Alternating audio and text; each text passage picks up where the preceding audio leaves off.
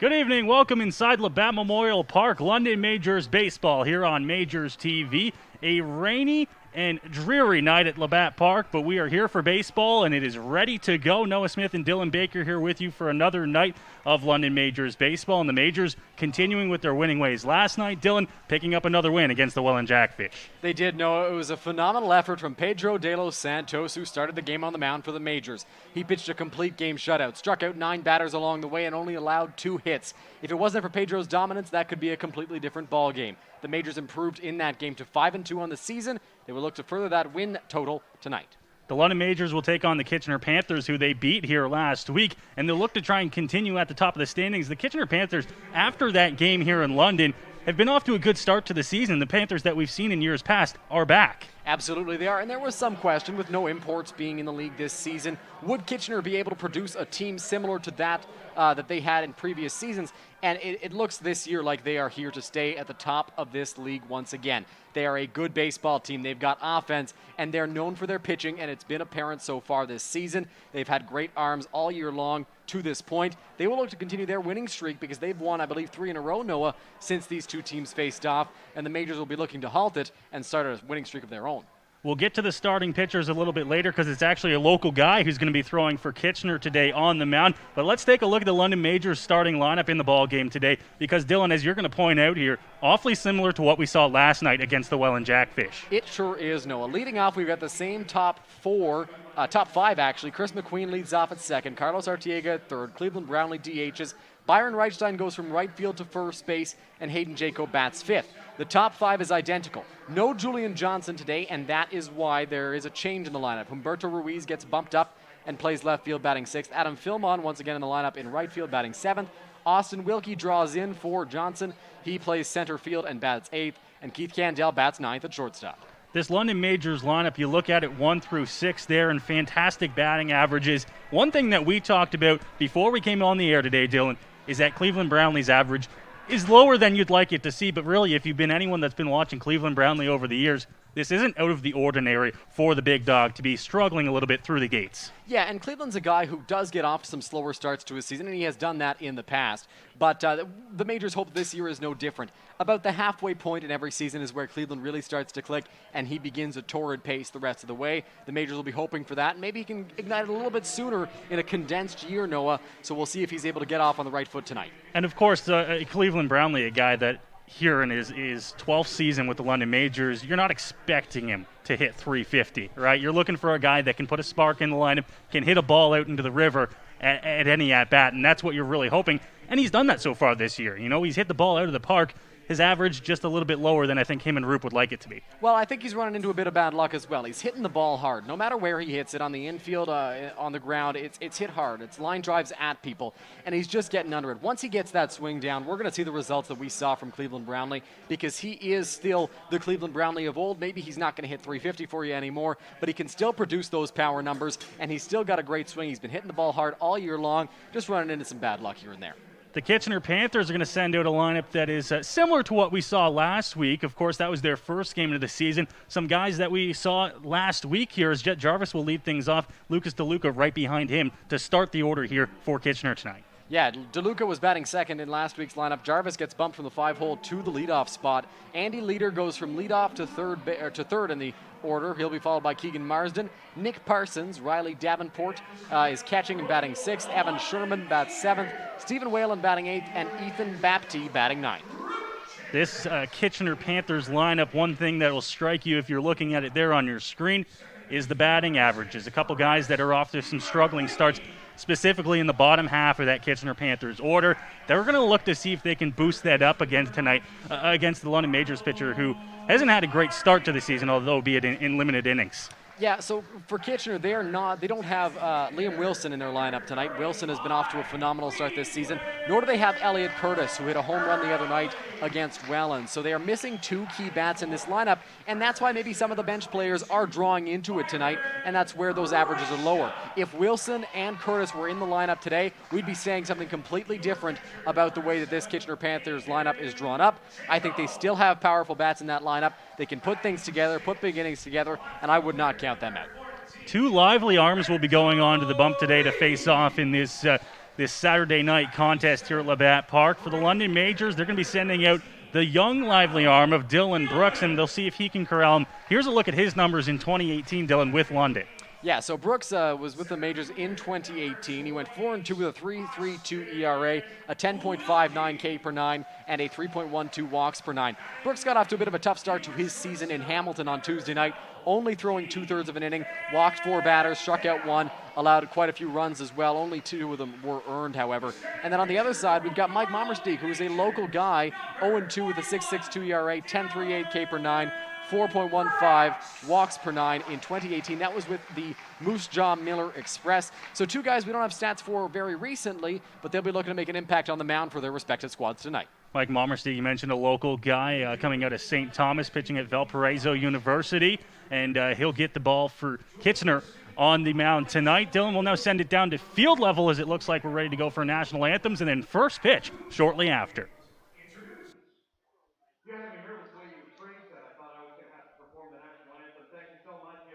London, Ontario native Frank Rinsdale has been performing and writing songs since he was 14 years old, back in 1967. He held up well. In 1977, along with Jack Whiteside, he formed Uranus, a rock and roll rockabilly band that scored number 3 position on some Canadian AM radio charts. In 1980, with the title single from their debut album, You're So Square, he's the recipient of numerous Jack Richardson Youth Awards in various categories and was inducted into the London City Music Hall of Fame, along with the other members of Uranus in 2017. He now performs regularly with the band Stetson Brothers and Slugfest, and also does solo work. Please welcome Frank Rinsdale. Thank you. I hope you all enjoy, sing along. Please do. Oh, Canada, our home and native land, true patriot love in all of us command. With glowing hearts we see thee rise, the true north strong and free, and stand on guard, O Canada, we stand on guard for thee.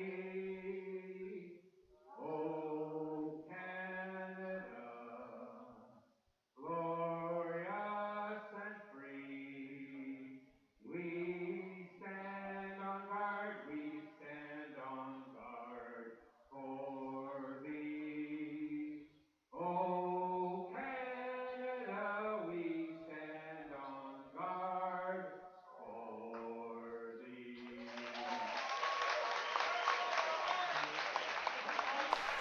So the anthem's complete and ready for baseball here in London. The Kitchener Panthers and London Majors battling for first place early on here in the 2021 season. Both these teams off to good starts in their respective campaigns. And Dylan, we're certainly going to be treated to a good one tonight if the rain can stay away. Yeah, it should be a really good ball game between 2 very good teams that have been off to hot starts this season. The real question is going to be, will the rain stay away? As we take a look at the radar for tonight's ball game, it doesn't look good, but we were talking before the game, no, it's thin, it's not wide. It will be quick when it comes through, we hope, and we're certainly hopeful that we will get to play a baseball game here tonight. Hey, listen, Dylan, we are not meteorologists by any means. All we can sit here and do is look at the various radars we have for ourselves and to look at that and say, hey, we might get rained on. It might be quick. Who knows? What we do know is we're going to have baseball here tonight, and it's going to be Dylan Brooks on the mound here for the London Majors, making his return to the starting pitcher position on the mound out there, a position I think he excels in. He's not a guy that I think is going to be a bullpen arm for you.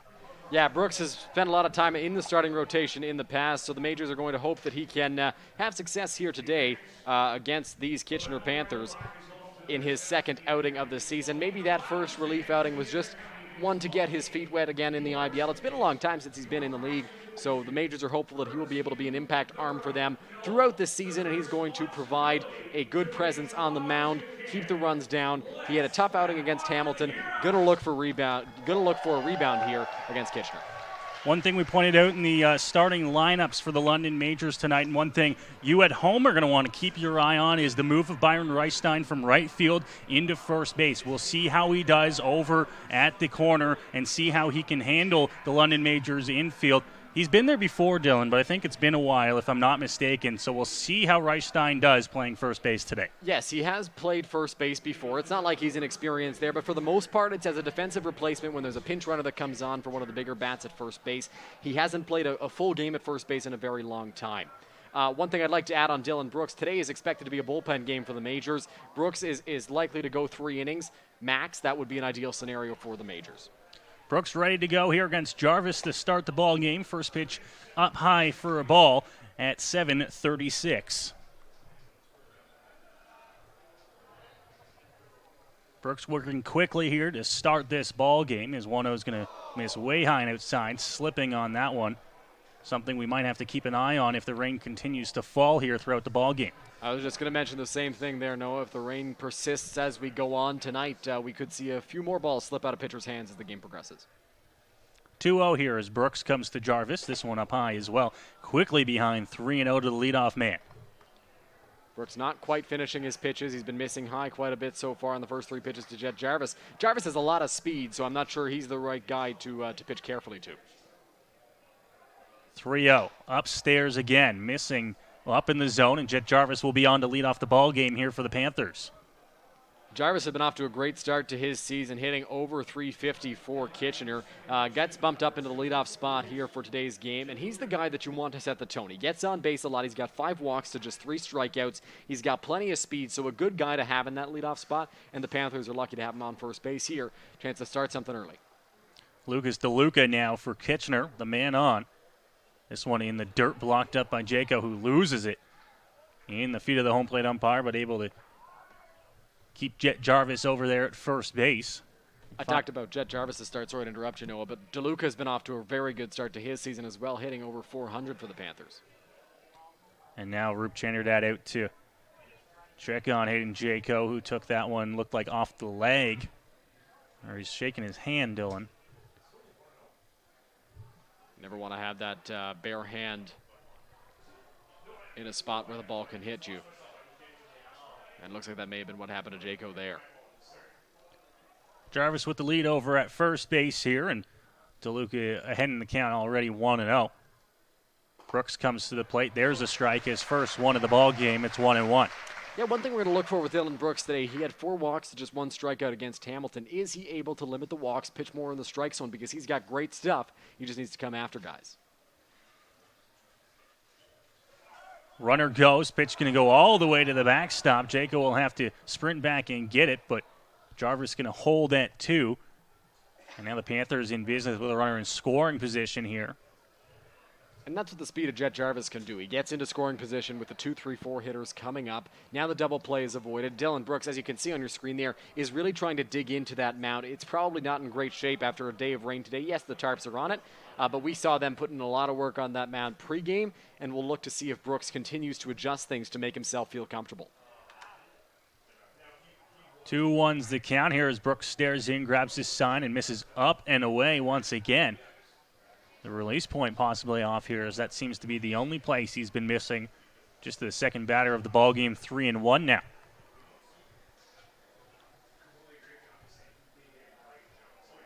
Eight pitches into the ball game for Brooks. 7 balls, 1 strike. Now the 3-1. Drops an off-speed pitch in there on 3-1. It's there for a strike, full count. All fastballs from Dylan Brooks to start this game, and not really surprising that he goes with a breaking ball there. Gets it in the strike zone right away. We'll see if that's a pitch he tries to go to more. Has a look back at Jarvis. Now comes to the plate off speed in the dirt, and it's going to be another walk here. So back-to-back walks for the Panthers to start this ball game. Less than ideal start for Dylan Brooks and the Majors with back-to-back walks to start the game. That'll bring up Andy Leader to the plate. Leader off to a bit of a slower start than he would like to his season. He was in the Legacy Classic last year, got his first 3 hits on Tuesday, so he's heating up. He went 3 for 5 with a double and 2 runs scored against Welland on Thursday this week. But before that, he had an 0 for 10 stretch. Brooks now to Leader. This one in the dirt, going to get away from Jaco all the way back to the backstop. Both runners will advance 90 feet. And now Andy Leader's got himself with a pair of runners in scoring position here, and we're going to see the London Majors bullpen get going. 2 batters into this ball game. Now what you'd like to see if you're the Majors in what's supposed to be a bullpen game. So Brooks is going to try to find that release point. Looks like Braden Farrington out there getting ready to warm up as Brooks goes back to second base. That was a wild pitch that Jarvis advanced on in the DeLuca at-bat, and then another one here. I don't know if it's the mound, I don't know if it's the grip that Brooks is getting, but something's off with him right now, and he's going to look to fix that, and I think Rup Chanadad out to talk to him, see what's going on. The Majors playing last night against the Jackfish. They were lucky enough to get a complete game out of Pedro de los Santos, Dylan, but they have a game today, of course, against the Kitchener Panthers, and then a doubleheader tomorrow against the Barrie Baycats. Luckily for them, with the IBL moving to these new rules here in 2021, it's going to be 2 7-inning ball games, but that really doesn't take the load off your pitching staff here. A busy weekend. It absolutely will be a busy weekend, and it was an ideal scenario for the Majors last night with De Los Santos pitching the full 9. You had an idea that in a 4 games and 3 days stretch, they were going to have a bullpen day somewhere mixed in. That day is today, and Pedro De Los Santos was able to save the entire bullpen last night. Everybody is available, to my knowledge, to our knowledge up here in the booth, so we'll see who else gets warming. Farrington was scheduled to come in after Brooks. I'm sure this is earlier than Rup Chanadad and Brent Wales wanted to get him up. We'll see if Brooks can work himself out of the trouble he's gotten into here in the top of the first. The 1-1, that one slips way over top of him there, and the Panthers will be the first ones to score here in the ballgame, 1-0. Yeah, that pitch just slipped right out of the hand of Dylan Brooks. Looked like a breaking ball that he couldn't get on top of, and it got away, went over Hayden Jaco, went over the batter, Andy Leader, and that allows the runner to get to third base and a run to score on a wild pitch. So Kitchener now ahead in this ball game, 1-0, as Carlos Artiega will go over and chat with Brooks, possibly to calm him down and try to attack Leader with some strikes here.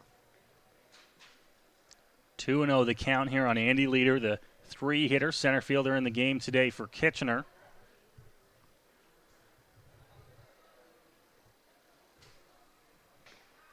Just the third batter of the ball game here, and the Panthers leading 1-0. Off-speed pitch, missing low, 3-0. That's a good off-speed pitch. I know it missed low, but it's a good off-speed pitch to see after he missed high, and it clearly slipped out of his hand. He did finish that one. Although it missed the strike zone, he was able to get on top of it and do what he needed to do. Just didn't get the call. 3-0, Brooks to the plate. Fastball catches the outside edge, and it's there for a strike, 3-1. Brooks has a powerful fastball. If he is able to get command of that pitch and he's able to figure things out despite the slower start with that pitch that he's got going there, that's huge for him because he can play off that fastball with the off speed. Comes to the plate again. This one right there for a strike against Leader, 3-2. That pitch was close on the outside corner, and I think with the delayed strike call there from the home plate umpire, Leader thought that he had a walk, but instead it's a full count. Brooks has a chance to get his first out of the inning here. Comes with the fastball 2 straight times. We'll see what he comes with on 3-2. He dies. This one hit on the ground, but foul over to third base past Artiega. We'll have to redo the 3-2 pitch. You know, it may be an older way of thinking, but get ahead with your fastball is kind of what you want to see from Brooks today because he's got such a good one. He wasn't able to do that to the first 2 batters, but now it seems like he may have found the release point he was looking for and gets a couple foul balls. And it's going to be a walk here to put runners at the corners with nobody out. That pitch nearly caught the inside corner, made Leader duck away from it.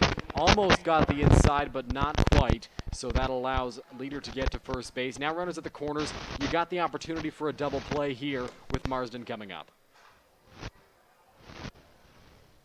And a big spot here for Brooks to try and get himself not only the first out of the ball game, but the first couple if he can find a ball on the ground. This one swung on and missed by Marsden, the Panthers' designated hitter in the ball game today. It's 0-1. Brooks kind of put himself in a tough spot in that at-bat to Leader, but I like the way he battled back. He seemed to be slowly finding his stuff, and a great pitch there to start off. Keegan Marsden gets ahead of a batter for the first time in this ball game. Runner off-speed pitch dropped in there. Jaco down to second, but not in time. Stolen base for Andy Leader, and now the double play off here in the top of the first. You kind of had a feeling that with a guy who's got Leader's speed, they would be running a good off-speed pitch there from Brooks. I believe it was called a strike. And so a great pitch there, but it's an awesome pitch to run on if you're Leader. It's a breaking ball that just does drop in, and that allows Panthers to put 2 runners in scoring position and avoid the double play. Brooks working on his first 0-2 count of the ball game. Unable to get the swing and miss there. 1-2. Bullpen continuing to warm here for the Majors early on. Although it is a bullpen game, you can bet they don't want to fall behind too much here against the Panthers team that is off to a good start. This one hit on the ground softly down the first baseline. Brooks and over to first base. The throw is high.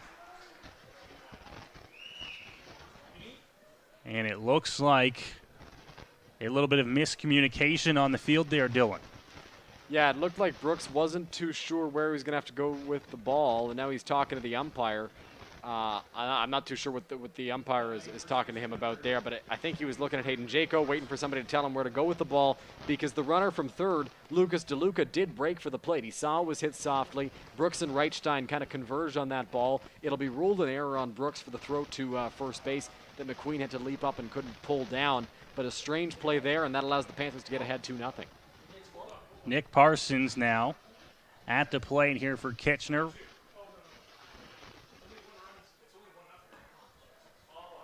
That one going to miss down 1-0. My apologies. As DeLuca did not score from third base. He started running and then backed up. The bases are loaded now with nobody out. So the double play is in order. We thought that DeLuca broke for home, but he stopped himself and went back. Fastball up high. Jaco having to jump up and get that one. Quickly 2-0 here. If you're Brooks, you can't let the frustration set in after that play right there. Obviously, he didn't really know where to go with that ball and then makes the throw that wound up costing them an out. He's got to zero in and get some strikes. 2-0 here.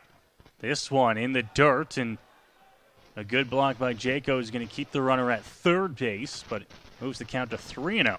Yeah, that ball didn't get quite far enough for DeLuca to advance from third base. From Jaco, he was able to get on it quickly and hold DeLuca over the third base bag, but Brooks is still in danger of losing Nick Parsons here and walking him with the bases loaded, which would force in a run. Got to come right at him here on 3-0. Brooks to the plate in the dirt, and that's going to walk in a run here to make it a 2-0 ball game for Kitchener. Yeah, Brooks didn't have the fastball on that pitch, missed in the dirt, and that caused another run to score. Looks like Rup Chanadad is coming out, and in a bullpen game like this where it's all hands on deck, he doesn't want this lead to get too bad, and it looks like he's going to make the call to the bullpen and get Braden Farrington in, we think, as he approaches the mound. So he heads out to the mound here. His second visit of the inning is going to meet the end of the game for Dylan Brooks. Was unable to get an out. And now Braden Farrington will come into the ball game here for the Majors to try and get them out of a jam. And a veteran guy like Farrington, you can imagine that they'll be looking to get not only this inning out of him, but a few more, Dylan. Yes, they were hoping to get 3 from Brooks in a perfect world. They were thinking more than likely it would have been 2. And Farrington for 3 innings, that's the hope. We'll see if he's able to do that. We saw how short Brooks' leash was. I wouldn't be surprised if Farrington's got a similar one here in this situation. He'll get the rest of the first inning. That I am sure of.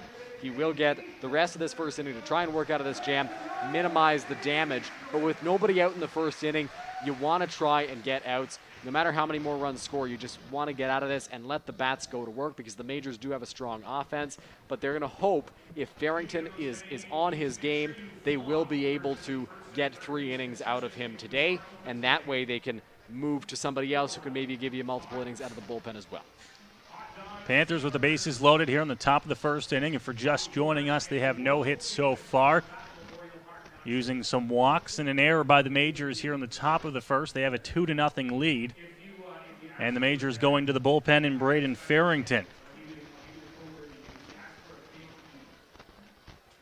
Looks like Farrington's ready to go here. Majors outfield back to their positions after clearing out the geese in center field. And right away we see Farrington work on that mound as he comes in, just trying to make sure it's in decent enough shape for him to be able to work. Obviously the mound, I think, was causing some issues for Dylan Brooks. It's a rainy day, and that caused some problems for him. So hopefully Farrington is able to avoid any issues as he steps out there trying to get the Majors out of a jam. Farrington grabs his sign on the mound and gets ready to deliver here to Riley Davenport. First pitch off speed, just inside, doesn't get the call. It's 1-0.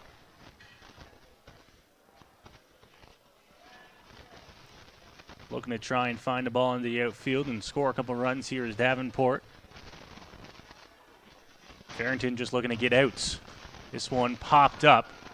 It's going to get out of play, though, and it's going to move the count to 1-1. You go from one pitcher to a very different pitcher in Brooks to Farrington. Farrington doesn't throw as hard as Dylan Brooks does, but he's got a lot of off speed and he likes to mix things up. So the Panthers will have to be ready for that. If you're looking at Brooks and you have a game plan for him, you're going to have to adjust it quite a bit as Farrington comes into the ball game. Two polar opposites on the mound. Farrington from the stretch here grabs his sign on 1-1. Out to the plate, fouled straight back to the screen and moves it to a 1-2 count. Farrington relies on his movement to get outs, and you'll be able to tell very early if he's got his pitches working, if they are moving all over the place, and he is able to get foul balls and induce weak contact. That is Farrington's big thing. My question is, if it's a ball to the corners, will they go home or will they allow the run to score and try to get the double play? Reichstein playing in over at first base, so we'll see what happens there. A foul ball straight back into the screen once again on an off-speed pitch. Farrington so far living on the corners, able to get lots of swings, but no swings and misses so far. It's 1-2 once again.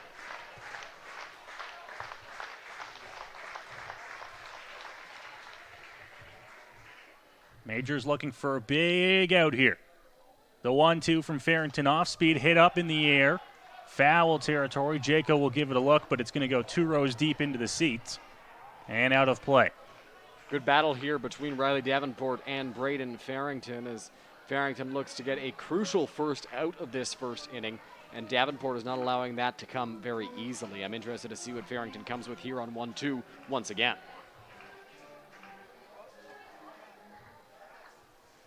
Jaco and Farrington been on the same page so far.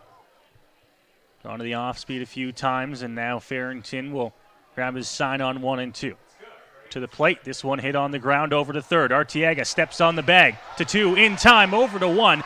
They will only get the 2, but 2 big outs it is. A huge 2 outs there for the Majors. It was a great play by Carlos Arteaga to step on third base. The question was, would he go to first or would he go to second? He opted to go to 2 with a chance at maybe even a triple play. The throw didn't quite get back there in time. The runner headed to second. Parsons did collide with McQueen a little bit on the throw, which did force that throw a little higher than I'm sure he would have liked. Nearly a triple play to get out of it. That would have been pretty awesome, but instead it's a double play, and the Majors are one step closer to getting out of this inning. Great job by Farrington out of the bullpen to grab a double play ball. 1 run coming in to score on that play, but if the Majors can get out of this with just the 3 scored, they'll be a happy group, I can imagine. And for the Majors, they don't really know what to expect from Mike Mommersteig. He's in his first outing of the season today, and he hasn't pitched in the IBL before, so we'll see what we get from Mommersteig out there on the mound. Off speed, can't get him to reach. 1-1 now. We saw the temptation there for Sherman at the plate to go after that pitch. It did miss outside, and now it's 1-1. Farrington had a quick look over at 1. Taking his time out there, the leg kick and delivery. That one swung on and missed. 1-2. Sherman clearly sitting fastball there and didn't get it from Farrington. Looked like he took a little something off of that, and it's a 1-2 count as Jaco overthrew that ball.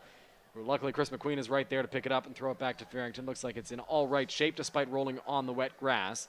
So he'll try on 1-2 to retire the side.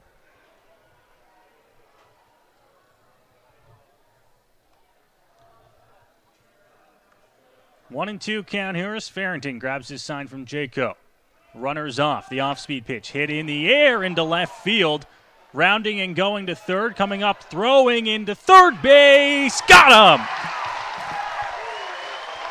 A toss to end the inning. And the Majors will go to the bats down 3.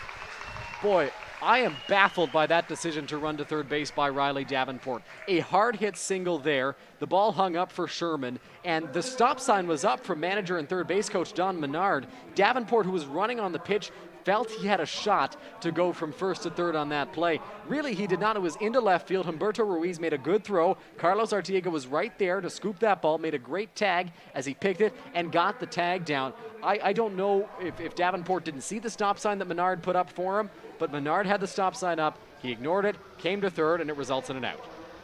So 3 runs in the inning on one hit. That one hit actually coming on the final play that resulted in an out, but nonetheless, 1 hit in the inning for Kitchener. They pick up 3 runs, 1 error for the London Majors charge there. And now it's time for the Majors to go out and swing the bats like they have been all year long. And to face them, it's going to be Mike Mommersteeg, the St. Thomas, Ontario native, out here pitching in a park that he pitched a lot in growing up in the Badgers organization. So this is a nice homecoming for Mommersteeg to make his first start of the season at Labatt Park. I'm sure he's got some family and friends in the crowd watching him as he gets ready to face these majors. He's got a nice early cushion. We'll see if he's able to use that to his advantage, and I'm interested to watch how he performs in this game. Now, what better way to start your first IBL start, Dylan, than with a nice 3-0 lead going into the first inning there on the road here? That'll certainly ease the nerves a little bit, as his Kitchener Panthers offense able to get him the lead despite not batting in any of those runs. And now for the London Majors, it's going to be the lineup that we saw last night, essentially mirrored tonight to try and go out there and face the tough lefty. Yeah, minus Julian Johnson, who is definitely a power bat who can hit some lefties. The Majors will be sending out a very similar lineup to face Mommersteeg. The only lefty in that lineup, if I'm not mistaken, is Chris McQueen, who's right at the top of it, and Byron Reichstein as well. So 2 lefties, 7 righties. The Majors are trying to attack Mommersteeg, and really, we don't know what to expect from Mommersteeg. We haven't been able to find any stats for him since 2018, whether he was with the Moose Jaw Miller Express out west. He was at Valparaiso for his college ball, but we'll see how he performs here in today's game.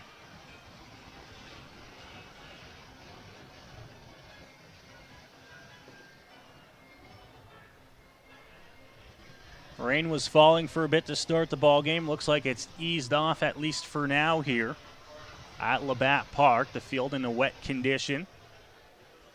We'll monitor that as the game goes along here. We saw Brooks with some struggles on the mound getting a footing.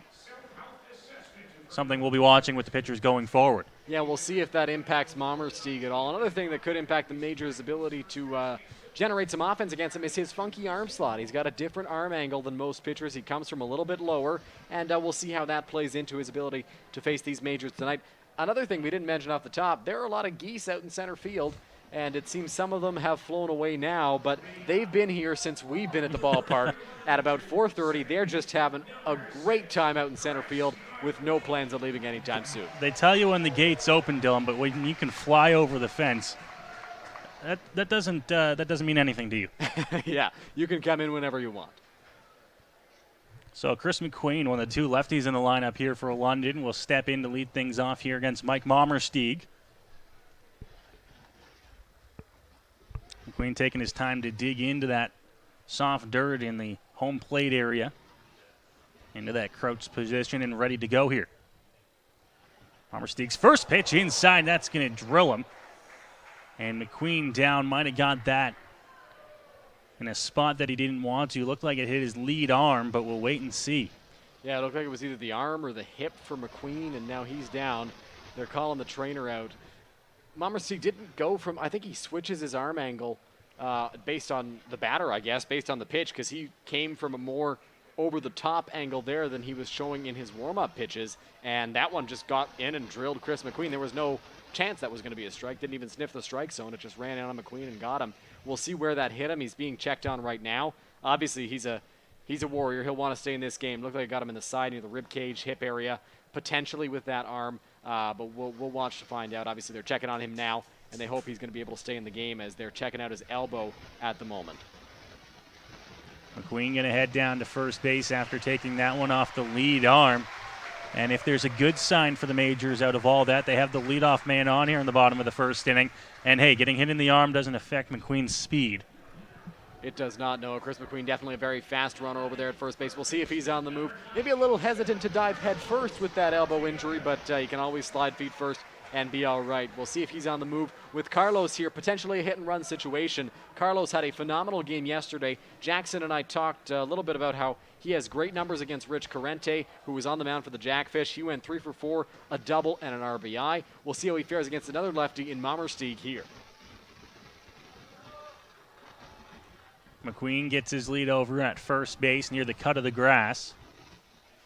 The lefty Mommersteig to the plate outside, 1-0.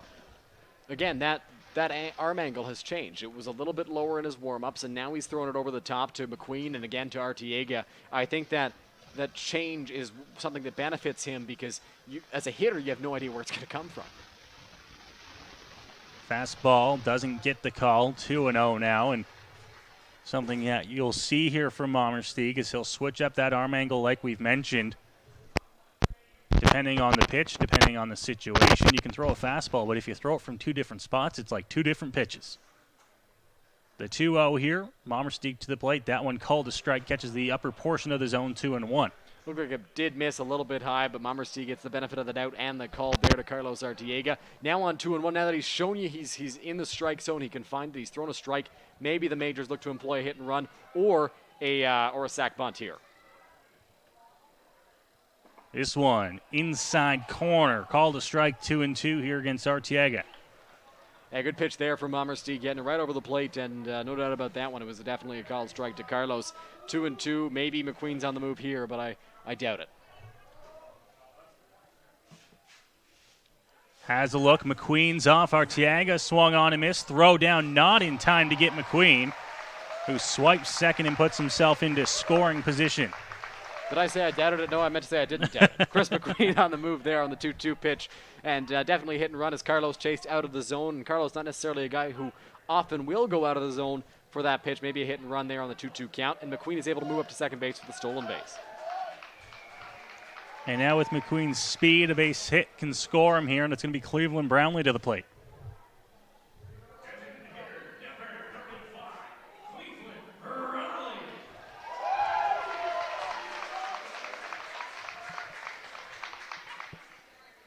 Brownlee to face the lefty here with 1 gone in the bottom of the first inning.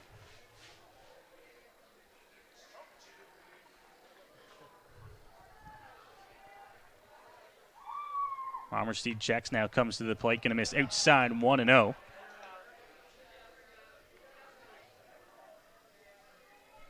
Something I don't know if we caught on camera there. Andy Leader went to take a step towards the pole position and ran into a pile of geese, so it's going to stay put straight away center.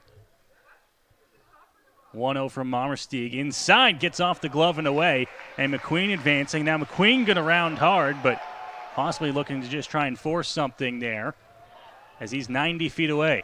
Yeah, McQueen took a hard turn there, but Davenport wasn't really at that ball at that point, so he didn't see that. He didn't make a throw to Mommersteig in a rush, and McQueen, I don't think he really had any thought of going home unless the ball got past Mommersteig. He took a hard turn, but Davenport wasn't looking. Chat on the mound here between the Panthers battery. 1 gone, 2-0 count to Cleveland Brownlee. And you got to imagine part of the conversation here is don't give him anything too good. You got a base open. You can afford to walk Brownlee if you need. And Byron Reichstein is off to a great start this year. He's on deck, but he is a lefty, and that matchup typically would favor Mommersteig. That has been ruled a pass ball, by the way, on Davenport, the catcher. 2-0 here from Mommersteig. Up high, 3-0. And now you really don't expect him to give him anything close. Yeah, I wouldn't expect it if I'm Cleveland Brownlee. It's possible it'll be somewhat near the strike zone, but I think they'll try to walk him and face Byron and take their chances. The 3-0. That one is there, called the strike, although not in the spot Cleveland wanted, and it's 3-1. Yeah, fastball near the top of the strike zone. I'm not sure Cleveland was going to look for that pitch right there on a 3-0 count. When it's 3-0, you have the option to look for one pitch in one spot. That wasn't it. Oh, the off-speed gets the big man swinging there. 3-2.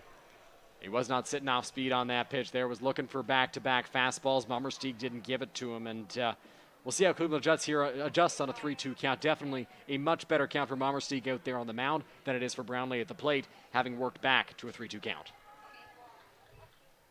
3-2 here. Mommersteig to the plate. That one going to miss, and it's going to be a walk here to Cleveland Brownlee. You knew they were going to be careful to Cleveland Brownlee, but you'd ideally like to be somewhere near the strike zone to maybe induce a ground ball or a pop fly, because it's much better to face Byron with 2 out than it is with 1 out. He's got a chance to do some damage. He's a very good hitter. It doesn't matter to him that he's facing a lefty. He's going to do his best to put the bat on the ball. Although the double play is a possibility here with 1 out, I would have rather thrown something close to the strike zone, maybe not quite in it. Instead, it was a ball in the dirt from Mommersteig. Maybe not the place he would have looked to put it. So now Byron Reichstein to the plate here, lefty on lefty. Mommersteig's first pitch going to miss outside, 1-0.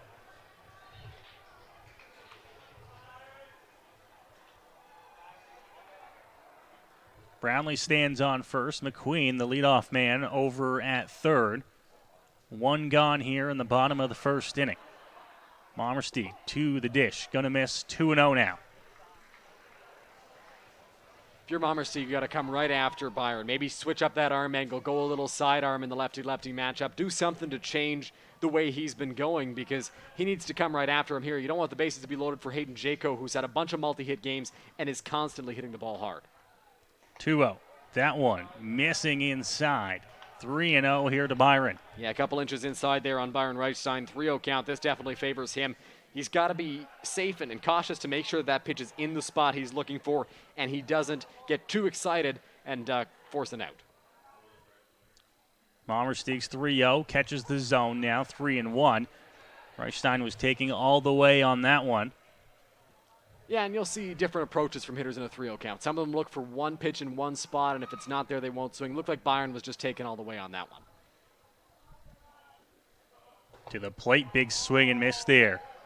As Reichstein was looking to try and connect on 3-1, and it moves the count to full here. Bet you if you asked him, Byron would want that pitch back. He was close, but didn't have it there, and now it's a 3-2 count, just like we saw Cleveland get into. Mommersteig will have an extra look at Brownlee, who did a little stutter step, and now this one fouled back by Byron Reichstein. Will do the 3-2 again. Cleveland had a very small lead over there at first base, and he's just trying to distract Mommersteig, maybe have him balk and allow Cleveland to advance, because there was no way Cleveland was running in that situation. Sometimes that's all it takes. The last thing you expect right there is Cleveland Brownlee to take off. And 3-2 for Mommersteig. This one hit into the gap. It's going to go all the way to the wall and hit off the base of the wall. Reichstein into 2. Brownlee's going to be in, standing up at third. And the Majors will cut the deficit, to 2. You know, I talked about when Byron came up to the plate that the matchup may favor Mommersteig, but for a guy like Byron, he doesn't care what the matchup is. He will face a lefty, he'll face a righty, he's going to put solid contact on the baseball. That's exactly what we saw there, driving it into the gap. Cleveland Brownlee had to hold up just a little bit in case Ethan Bapty in left field was able to track that ball down, but it was hit so hard in a perfect spot that Byron was able to get a double out of that, and Cleveland couldn't score. We actually saw Bapty slip and fall, and there was a thought for a second maybe Brent Wales sends Cleveland home, but he got it in very quickly after he got up, and that holds Cleveland at third. But Jaco in a spot to do some damage here. 2 guys in scoring position, the tying run in scoring position, only 1 out here in this first inning. So Mommersteig in a little bit of trouble himself here in the first inning. After the ball into the gap by Byron Reichstein. Brings the Majors' first run across, and now Jaco's got a chance to bring in 2 more. Lefty to the dish. This one hit on the ground. Brownlee off on contact. Throw across the diamond's going to be over top of him and all the way to the wall. Jaco into 2. Reichstein's going to hold at 3. And the error is going to cost the Panthers here as a run's in to score. And now runners at second and third with still 1 out. On the ground right there to third base. I wonder if that ball was wet when it got to Stephen Whalen after rolling on the wet grass, and he had no choice but to do what he could to throw that over to first and get Jaco. He overshot his first baseman, Parsons, there, and it results in 2 runners in scoring position for the Majors. A great opportunity now for Humberto Ruiz, who we saw go deep yesterday, to get the tying run home from third base. A completely different inning than it would have been had Jaco grounded out there. You have Byron at second, 2 out, a run comes in to score. Oh well, you still have 2 outs, but now 1 out, 2 guys in scoring position for a guy who can do some damage in Ruiz. Ruiz, of course, his first of the season last night against the Jackfish. First pitch on the edge, called a strike. It's 0-1.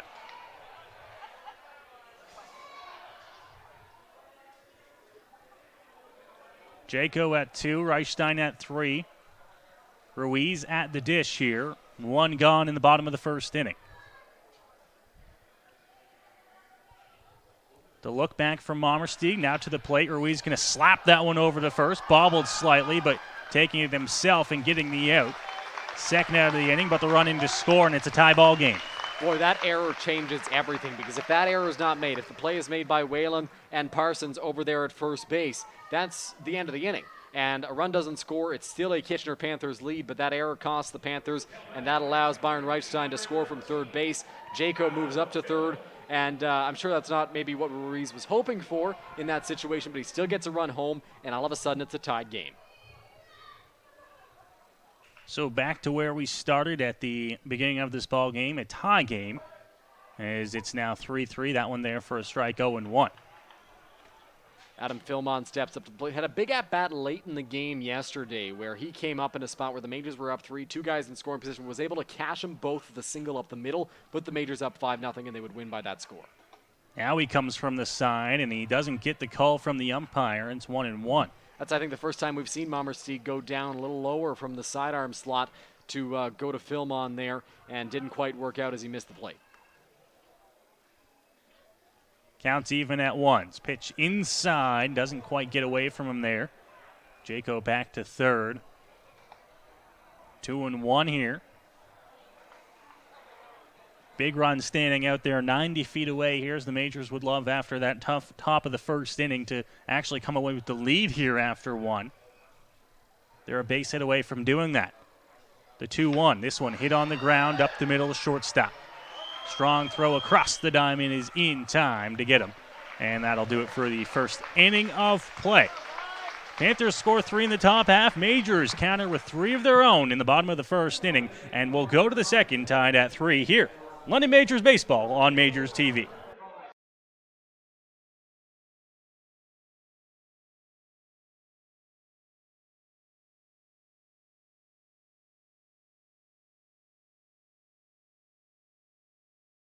We'd like to welcome Dr. Alex Wilson, the official chiropractor of the organization, for the games tonight. To book an appointment with Dr. Alex Wilson, please visit nhtherapy.com.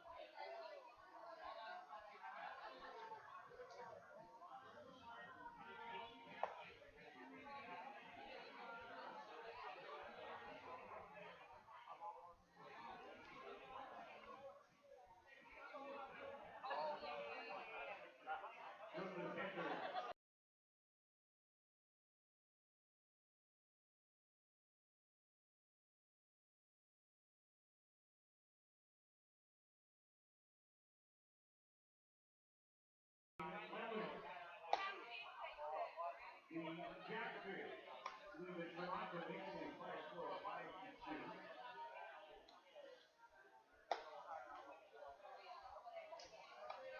Those who are reporting next week have a record that time of 38 packs. Some people that are in that, sure. Major League Baseball action. The Toronto Blue Jays lead the New York Mets by a score of 3-0 at the top of the fourth. The first Rangers fan. I'm sorry. They're also leading the AFC World 500 miles. Thought it would be that better. So sorry.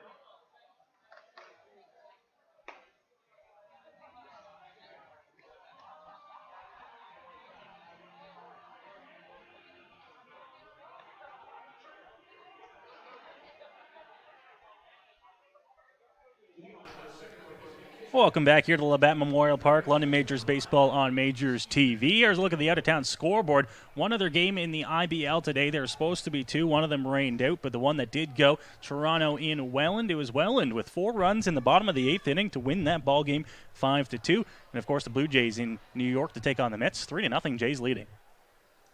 First pitch from Farrington, hit on the ground hard, and Reichstein getting into the ball game with a ground out to first. One quick out here in the top of the second inning. Just what the Majors needed. Absolutely it is. After the tough start to that first inning, it's good to see the Majors bounce back. Now with Farrington on the mound here in the second, get a quick first out, very first pitch. Going back to the out-of-town scoreboard, the Jackfish were trailing, and it didn't look very good for them headed late into the ball game. You know, as you get later, you have better bullpen arms come out, but they were able to mount a comeback in the bottom of the 8th inning, take the lead, and close it out in the top of the 9th. Farrington with the off-speed pitch to start the at-bat. It's there for a strike, 0-1. One quick out here, and now getting ahead of the second batter of the inning. Farrington again off-speed, gets him swinging on that one, 0-2 quickly. Farrington's got the off-speed working today, and when he's on his game, when he's got those off-speed pitches moving like that, when he takes that much off, he has success, and it's been good so far. Going to miss outside on that one. So the count moves to 1-2 here. We mentioned both clubs putting up 3 runs on just a hit each in the top of the first inning. Here's the 1-2. Farrington, the plate off speed, fouled straight back. And we'll have to redo the 1-2. Now, the danger with a guy like Farrington is if they time up those off-speed pitches, they can hit him hard. And we saw Whalen do that when he hit that one hard over to first base, but Byron was able to make the play on it. And right there, Bapty was right on it. 1-2. This one hit in the air. Shallow left field in to make the grab there. Humberto, and it's 2 gone. High pop up there, and Humberto Ruiz was a little bit slow to react, but because it was hit so high, he had the time to move in and make that play on the number 9 hitter, Bapty. Things turn over back to the top of the order for Jet Jarvis, who walked his first time up, and I'm interested to see how these Panthers fare against Farrington. They're going to see a lot of different arms today, so it's going to be a game of adjustments at Labatt Park. Farrington to face his third batter of the inning. Going to miss outside, 1-0 here, and he's done a fantastic job since coming into the ball game. Got a double play on the first batter he faced, and now working well here in the top of the second as the off-speed going to miss up high, 2-0.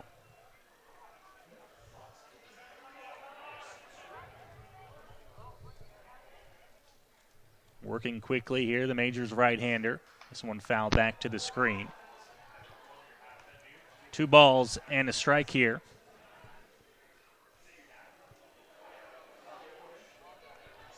Jet Jarvis at the plate.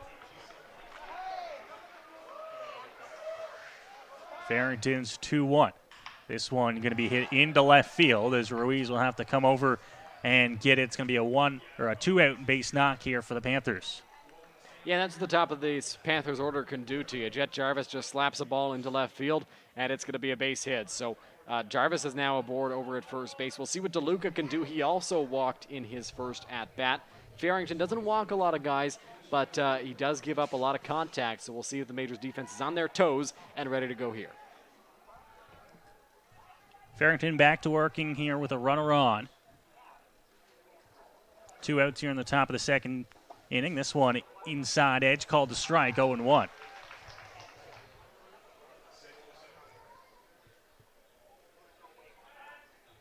Lucas DeLuca was able to get on his first time up. Ended up scoring a run. This one fouled back into the screen once more, 0-2 here. See if Farrington goes with the off-speed pitch on 0-2. Lots to work with here for the right-hander. Maybe you surprise him with a fastball. It's been a lot of off-speed since Farrington has come into the game. Maybe you try to go up and in with a fastball, see what you can do. You can afford to waste a pitch as well. He's up 0-2 in this count. Runner off-speed, outside. Jaco down to 2, throw not in time. Stolen base there. Puts a runner into scoring position.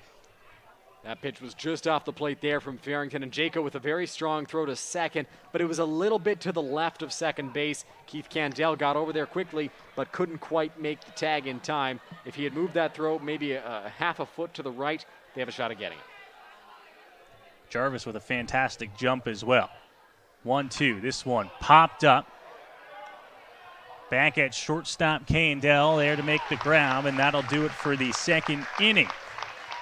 Farrington, a great job out of the pen so far. Gets out of the top of the second, and now the Majors will head to the bats here, tied at 3. Good job there by Farrington, and he's keeping guys off balance. That's when you know Farrington's on his game. When guys are off balance right there, DeLuca way ahead of that pitch and just lifts it past shortstop, and Candell made the play on it to retire the side. It's been good to see Farrington come in and have the success he's had after a tough first inning. So now for the Majors, a chance to go out there and grab their first lead of the ball game. Mike Mommersteeg back out to the mound here for Kitchener. One thing we didn't talk about so far in the game, Dylan, we're not sure how long Mommersteeg's going to go. Is his first IBL start. Has been a starter in the past, but you got to imagine he's going to have a fairly short leash here. You would think probably something similar to what Christian Hawk had for the Kitchener Panthers last weekend in his first start. The question is, has Mommersteeg been throwing in practices? Because Kitchener is now a week into their season, so if they have been throwing quite a bit, if he has been throwing quite a bit at Jack Couch Park in their practices, maybe he's built up a little longer than Hawk was, but I don't think we're going to see Mike Mommersteeg pitch very deep into this ball game, even if he has a lot of success the rest of the way, because I think he's on a pitch count and they're just trying to build him up right now. 3 runs, 2 hits, and an error in the ballgame so far for Kitchener. London matching that fairly well with 3 runs, a hit, and an error so far as they get ready for their second at-bat of the game. Second time at the dish, I should say. It's the bottom of this London Majors order.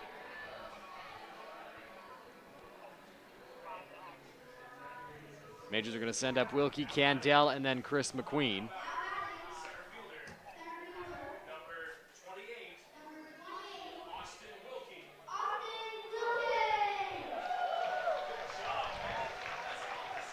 Austin Wilkie to the dish here to lead off the bottom of the second inning.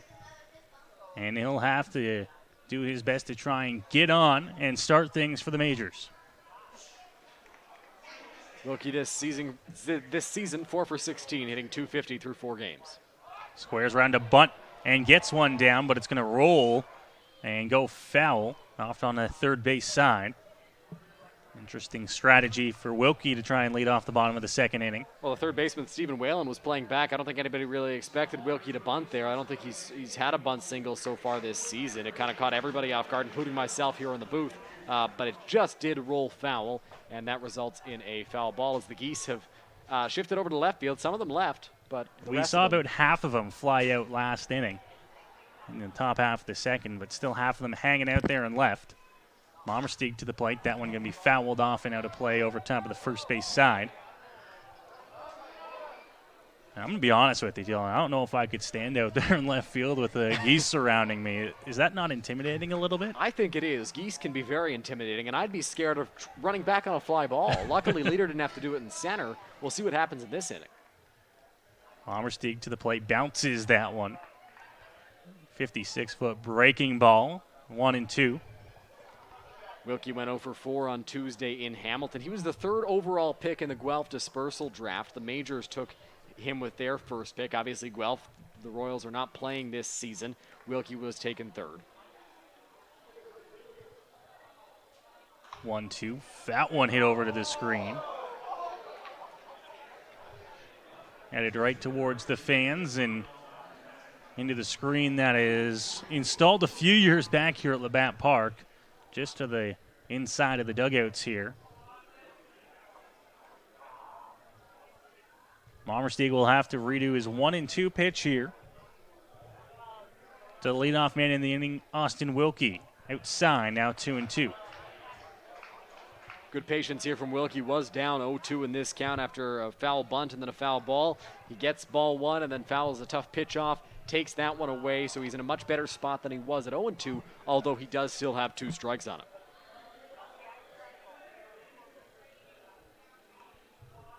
Two balls, 2 strikes here to Wilkie. Mommersteeg grabs his sign, comes to the plate and fouled straight back again. Into the screen here, Wilkie putting up quite the battle here to lead off this inning. Sure is, Noah. He's been fighting off some tough offerings from Mommersteeg, but staying in there and making him work.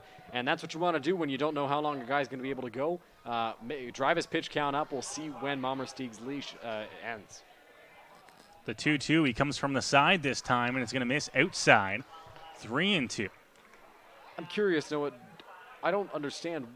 what the timing is for Mommersteeg. Is it just a feeling thing, maybe? But he seems to be switching up at random times. Maybe he just feels, okay, on this pitch I'll go from this angle. But it's been something to watch so far.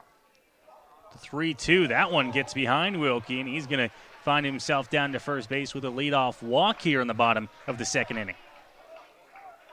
Yeah, that one was pretty easy to take there from Wilkie, as it actually was behind him and to the backstop, but he did a great job battling. Got down 0-2 very quickly, a foul bunt, then a foul ball, and was able to reach base there on the walk. He was patient, he was able to foul off some tough pitches, and now he's at first base. Mommersteeg at 34 pitches through an inning plus one batter.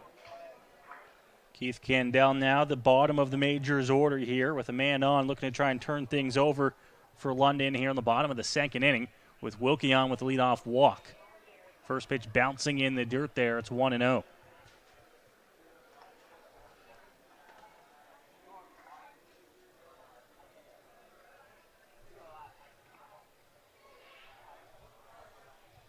Wilkie represents some speed as well for the majors. Don't know if he's going to be as aggressive on the bases, but we'll see what they do here. And he's off on the pitch. That one swung on and fouled off by Keith Candell. It's 1-1.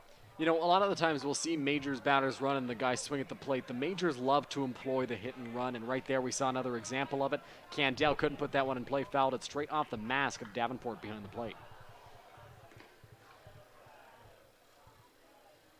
Count even at ones here against Candell.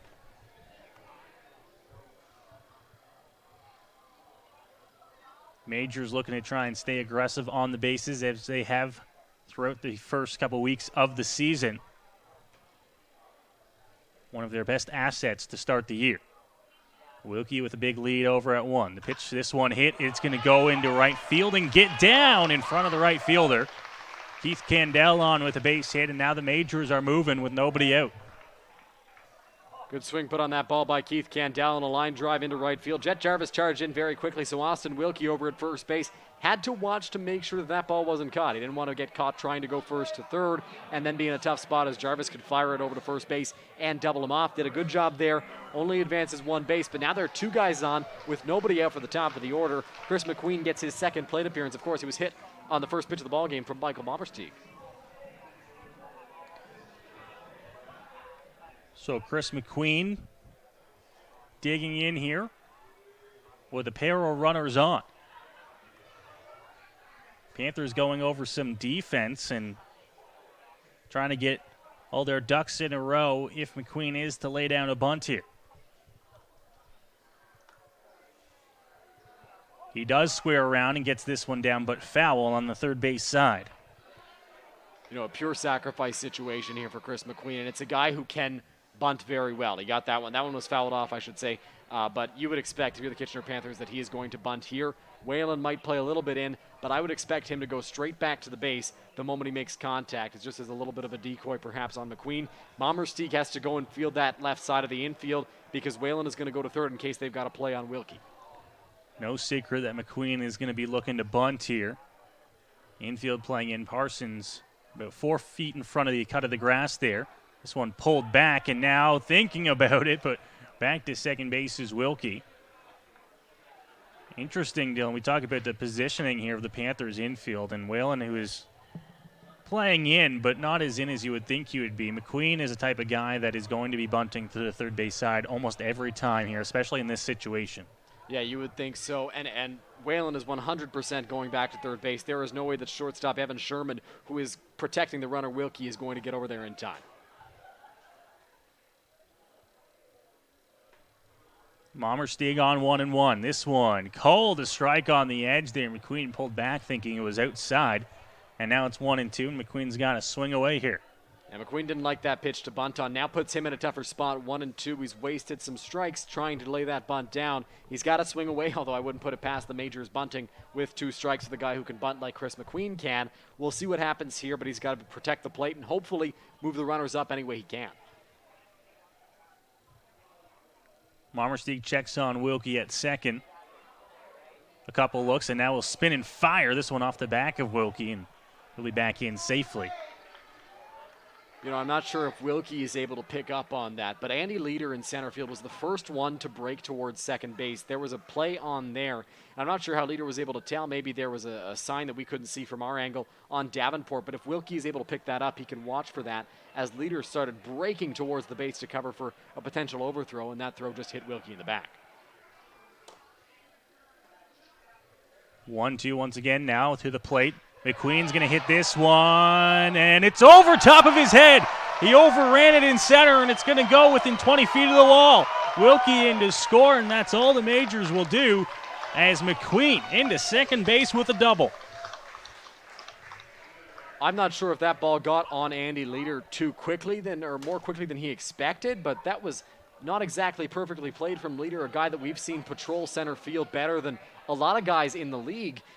He went after that ball, tried to make a play on it, and then it just went over him. He tried to leap up at the last second and make a play, couldn't do it. Bapty had to sprint over and back him up, but I'm not sure what was going through the brain of Andy Leader there. Perhaps he just overran it, but Leader is a very, very good defensive center fielder, and I'm surprised to see that play made. Or not made, I should say. McQueen on 2 strikes as well, just kind of threw the bat at it, and if you're standing out in center field in Heckdale, and if you're up here in the booth like we are, you're not expecting that to go as far as it did, as it flew fairly deep into center field. If that's on dry grass without rain on it all day, that one rolls all the way to the wall, and Majors score 2. Absolutely, it does. And to be honest, to be fair to Leader, I thought that was going to drop in front of him. I thought that was going to get down. Absolutely, no, I was on the same page. And then it kept carrying, and I was like, okay, it's going to be a line out. Wilkie's going to have to freeze and go back. And then it just went over him. So I think it just carried quite a bit. Leader didn't expect it to carry as much as it did. And now there are 2 guys in scoring position with nobody out for Carlos Artiega, who can put the ball in play, and the big guns right behind it. Still nobody out here in the bottom of the second inning. Pitch from Mommersteig gets away from the catcher, and the Majors are going to score. As Candell touches up, and now it's a 2-run lead.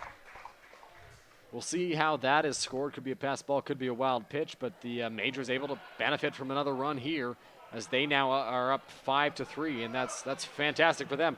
Eases the potential challenge for the hitters trying to drive 2 runs home. Now there's just a guy at third base, and manager Don Menard has come out to talk to the home plate umpire. And now they're going to make their way out to the mound in. I believe by Menard going to the home plate umpire first, if this doesn't count as a mound visit. I wonder if they're checking out the mound, perhaps.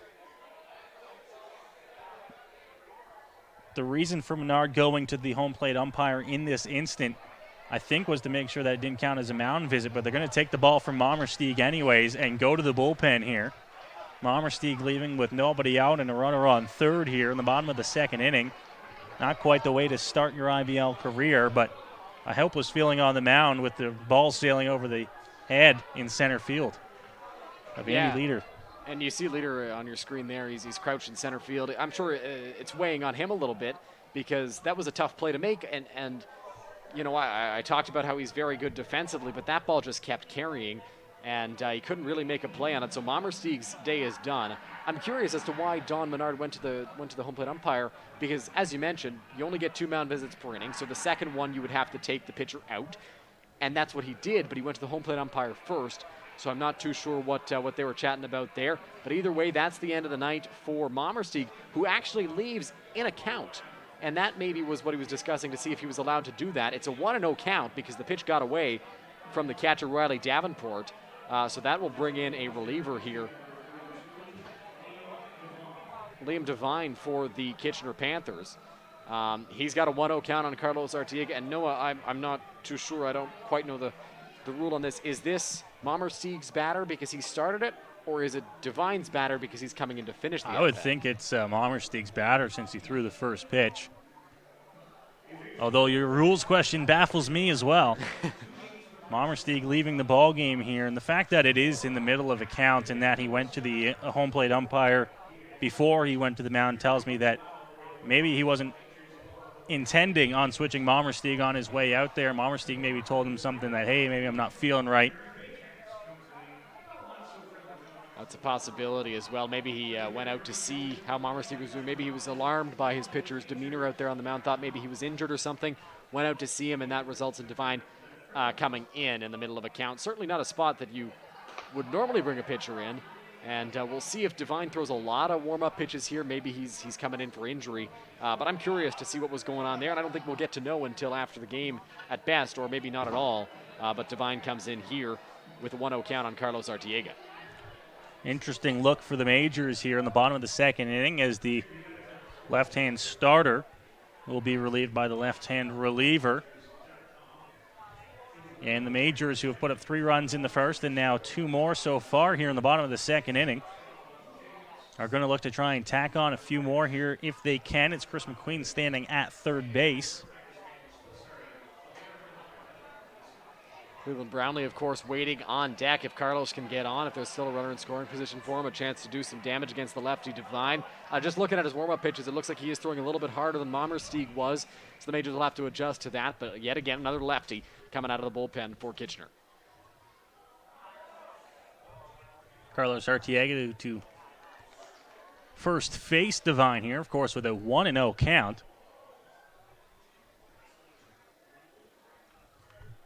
Devine's first pitch is going to be upstairs 2-0 here on Arteaga.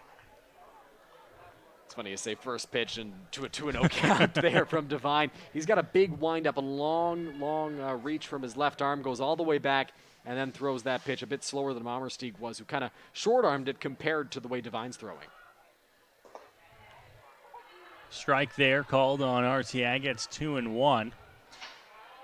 Devine kind of goes all the way back and hides it a little bit from the batters, and that can work to his advantage. Maybe that's by design that he goes so far back to kind of hide what he's going to throw from the hitters. Another look from the lefty here. Arteaga on the ground over to shortstop. It's off the glove and into left.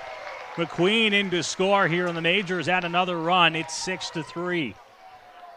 You know, that was going to be a tough play for the shortstop Sherman, but I think I don't know if he had a miscommunication with Whalen, the third baseman, but a strange play there. It's going to be ruled an error, and the Majors score a run, and they have a base runner with nobody out. Like you said there, Dylan, I think that's a tough play. And to be honest with you, I don't know if they're going to get Arteaga regardless on the play, and possibly just giving up a little bit on the ball over to short in the hole. It did seem like he slowed down, almost giving up on it, like you say there, Noah. I don't know what was going through the head of Sherman on that play, but it goes right off his glove, and Carlos, who was running in a straight line to first base trying to beat out an infield single, couldn't make the turn and advance to second, although he does have the speed to do so. First pitch to Brownlee. Hits that one on a line into the Panthers dugout. Out of play, 0-1. Cleveland kind of got that one off the end of the bat down the right side, and hopefully everyone is okay in that Panthers dugout.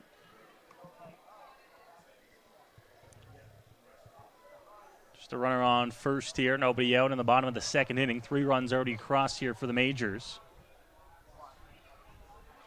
Devine taking his time to grab the sign here. A lot of rhyming there, no? Now Brownlee swings right through that one. Like the off-speed pitch, 0-2. Took something off of that with 1 strike there to Cleveland. He wasn't quite ready for it.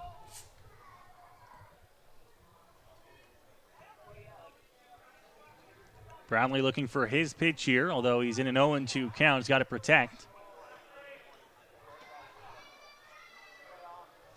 Got a lot to work with here if you're Devine. Throw a couple outside the zone, see if you can get Brownlee to reach. This one just cued off the end of the bat and fouled back. Stay an 0-2 count. Good on Brownlee there to fight that pitch off. He, so far this season, does have quite a few strikeouts for the Majors, but he's able to fight that pitch off and now remains in an 0-2 count. The 0-2 pitch once again here from Devine as he looks over to one. Pitch now, Brownlee hits that one off the end of the bat. It's going to go into right field. Arteaga rounding hard, but he's going to hold at 2. And Cleveland Brownlee with a base hit the other way will keep the line moving. Good to see Cleveland go the other way with that pitch. He's got 2 of his 3 hits this season as home runs, and that one he just cued off the end of the bat. It got through. It found a hole. He's been running into some tough luck, as I mentioned off the top, with batting average on balls in play. Somebody's always there when he hits it hard, and then, of course, the one time he makes weak contact, squibs one over to the right side. It gets in the hole between DeLuca and Parsons into right field. Jet Jarvis kind of spiked the throw because the ball was slippery, but Carlos doesn't move up to third base. Oh, the joys of baseball, Dylan. You hit one hard, you don't get the hit. You nub one off the end of the bat, and you're standing on first base. First pitch to Byron Reichstein, going to miss low, 1-0. He had a double in the gap last time. Against a lefty in Mamersteeks, the lefty Devine is out there now trying to fare a little bit better than his starter did.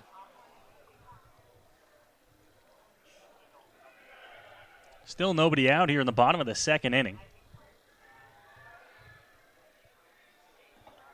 That one called a strike because it catches the outside edge on Byron Reichstein, 1-1. You know, I almost thought that they weren't going to get the call on that pitch because it looked like there was quite the movement from Davenport behind the plate, but they get the call nonetheless in the outside corner.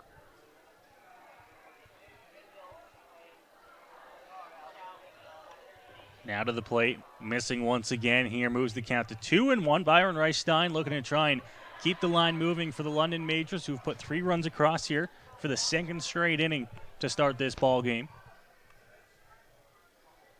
Leading 6-3. Brownlee stands on first, Arteaga on second. Devine to the plate here. That one taken for a strike here, and that moves it to 2-2. This game, though, Noah, is far from over. We're in the bottom of the second inning. The Majors have a bullpen day today, and maybe if it's not somebody's day coming out of the bullpen, things can change in an instant. But it's very good to see that the Majors were able to bounce back after a tough first inning, score 3 to tie it, score 3 more to take the lead. This one in the dirt gets away from Davenport. Arteaga up to third, Brownlee up to second. And now a full count here on the London Majors first baseman, Reichstein. That pitch just got away. It bounced in the dirt and got past Davenport behind the plate. The ground is hard around home plate, so that ball just skips on by. And that allows Cleveland to move up to second base and Arteaga to get to third.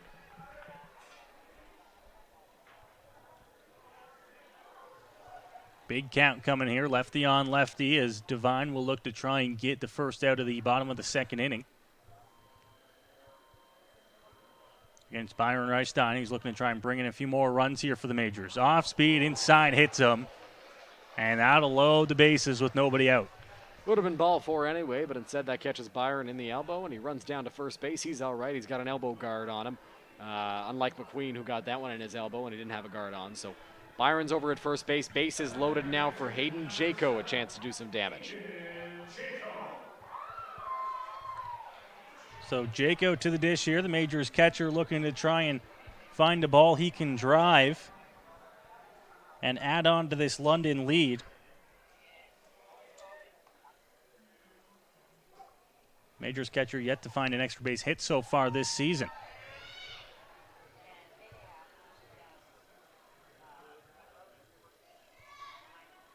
Pitch from the lefty. That one swung on. They're going to say he went around there, and it's 0-1 here.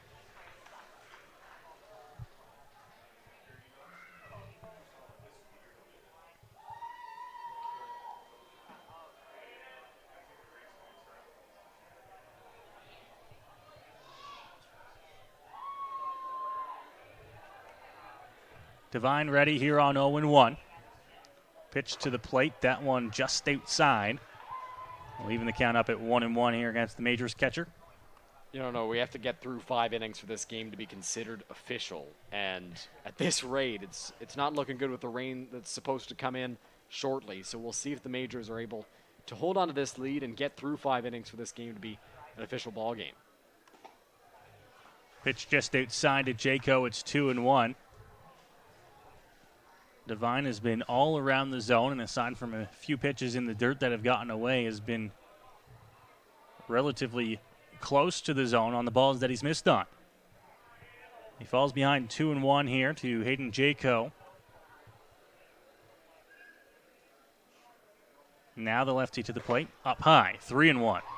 Good spot to be if you're Hayden Jaco. You know that Devine does not want to walk you and force in another run, so he's going to have to come into the strike zone. You can't pitch cautiously. There are no bases open, so he's going to have to come right after you. And if you're Jaco, you're hoping that it's a pitch that you can hit, and if it's not, you take it. Just in case that ball misses outside, you still score a run, and you have another pitch to play with. You're ahead 3-1 in the count. Checks the runners, comes to the plate here. That one right down Broadway for a strike. The count is full at 3-2. Jaco wasn't quite ready for that pitch, I don't think, and didn't like it, so he didn't take a swing at that. But now a full count with still nobody out in this second inning. Devine out there on the mound. Braden Farrington actually looks like he's going to the bullpen to get some throws in. It's been a long, long inning with the pitching change. Still nobody out in it. Devine now, this one popped up. Foul territory, long run, and it's going to drop on the warning track. Unable to chase it down, and we'll have to redo the 3-2. Parsons tried to get after it, doing anything he can to get the first out of this inning. It's been such a long inning, and just wasn't quite able to get to that ball and make the play.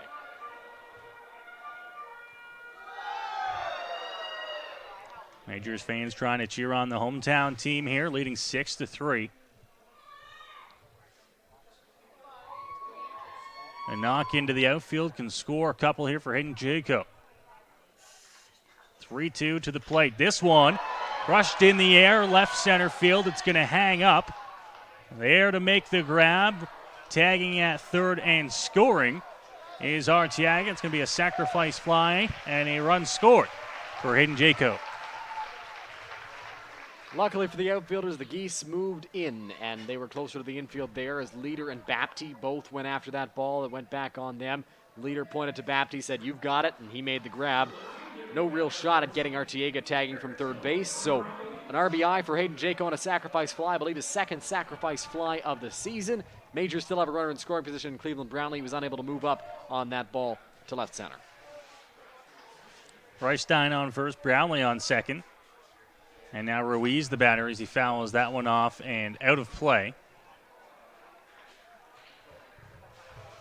0-1 now, one gone in the inning, so the Majors still working here.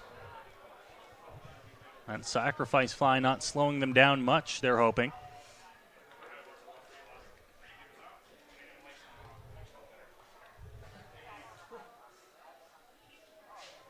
Devine checks on the runners here. Comes to the plate. That one inside will get away.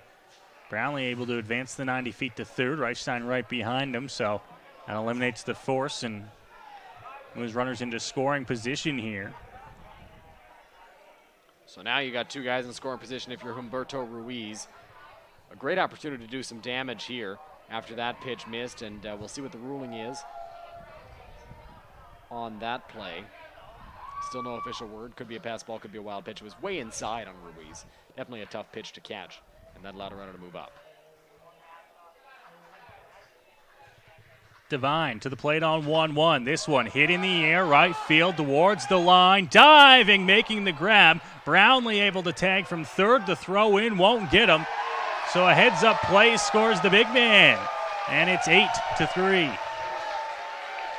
Boy, no, I think the Majors are fortunate that Jet Jarvis had to dive to make that play, because that ball was hit hard, and I don't know if Cleveland would have had a shot to score if Jarvis doesn't go down to make that catch. But, of course, he had to pop back up, and Cleveland was moving pretty good from third base there. Was running pretty hard and was able to score on the sacrifice fly. Reichstein to second. Unable to move up on the play. Scoring position here for Adam Philman. Will bat with two outs and the runner at second. First pitch there for a strike from the lefty Devine. It's 0-1. The Majors with 5 more runs here in the bottom of the second inning. 8 runs total on just 4 hits, Dylan. Yeah, it's been the walks and the errors that have killed really both sides. The first inning, the Panthers only had 1 hit, but it was all the walks and then an error that cost the Majors 3 runs. Big cut there from Philman, and it's quickly 0-2 here. Philman is 0 for 1. He grounded out to shortstop in his first at-bat. Batting here for the second time in the ball game, bottom of the second inning. Devine to the plate, that one inside. Good on Philman to take that one.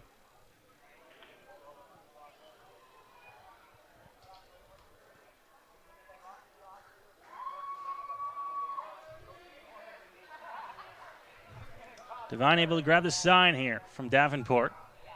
Takes his time, leg kick to the plate now. This one hit on the ground. Not saying he caught it. He's going to take it himself and shovel it over to first in time. So that'll end the bottom of the second inning, but not before the Majors pick up 5 more runs here and take an 8-3 lead into the third. You're watching London Majors baseball here on Majors TV.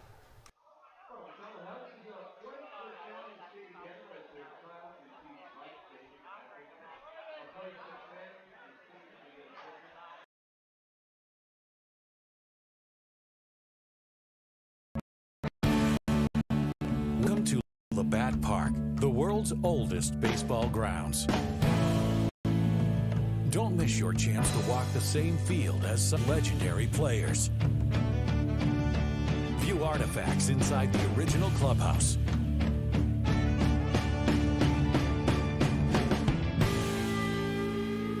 Book your tour at labattparktours.ca.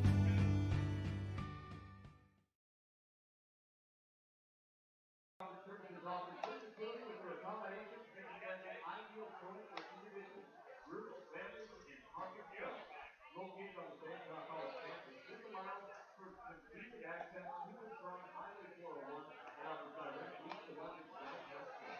Check out this comfortable, affordable, and innovative offering. Enjoy it.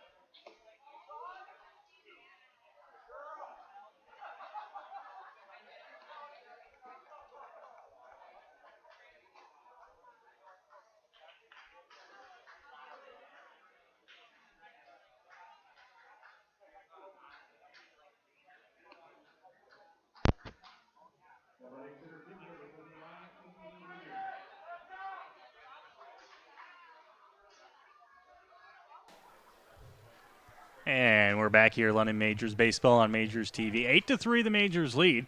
Bringing Farrington back out onto the mound here for London. First pitch going to miss outside 1-0, and he's got himself a 5-run lead after the Majors put up 5 runs in the bottom half of that second inning. Large cushion for Farrington to work with now. This one hit into center field.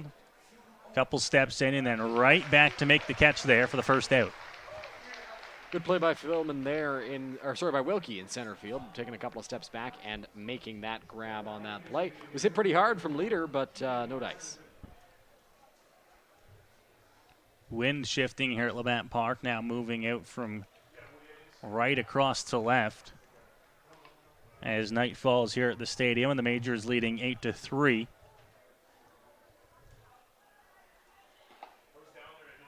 Outside 1-0 here from Braden Farrington, who you can bet is excited to work with the lead here. If the Majors can get 4 innings out of Farrington, I think they'd be a happy crew. Pitch missing as well, 2-0. Not sure where that one missed there from Farrington. Looked close to the strike zone. It doesn't get the call there. If the Majors can get 4 innings from Braden Farrington, that would be ideal, and I'm sure he's enjoying pitching with a solid cushion and a 5-run lead. This one hit in the air, center field again. Another chance for Wilkie, who's back into his right. There to make the grab. Scored an F8, quickly 2 outs in the top of the third. 2 quick outs there for Braden Farrington, and he's been very efficient ever since coming into the ballgame. Keep in mind, he came into the first inning with nobody out. He used just 10 pitches to get out of that inning, then 14 in the second, and he's only at 5 here so far in this third inning. If he can continue to be efficient here, manager Roop Chanderdan is going to be a happy guy on the bench. Off speed, dropped but not into the zone. 1-0 here. London Majors starter Dylan Brooks was unable to record an out in the top of the first inning to start this ball game. That one's there for a strike. They weren't expecting him to go much here into this game. Like we've talked about so far, a bullpen game, but they were hoping to certainly get more than they did out of him. But Braden Farrington's done a good job since coming in, rolled a double play ball on the first batter he faced, and now working into the top of the third inning and continuing to get more efficient. The 2-1, that one inside.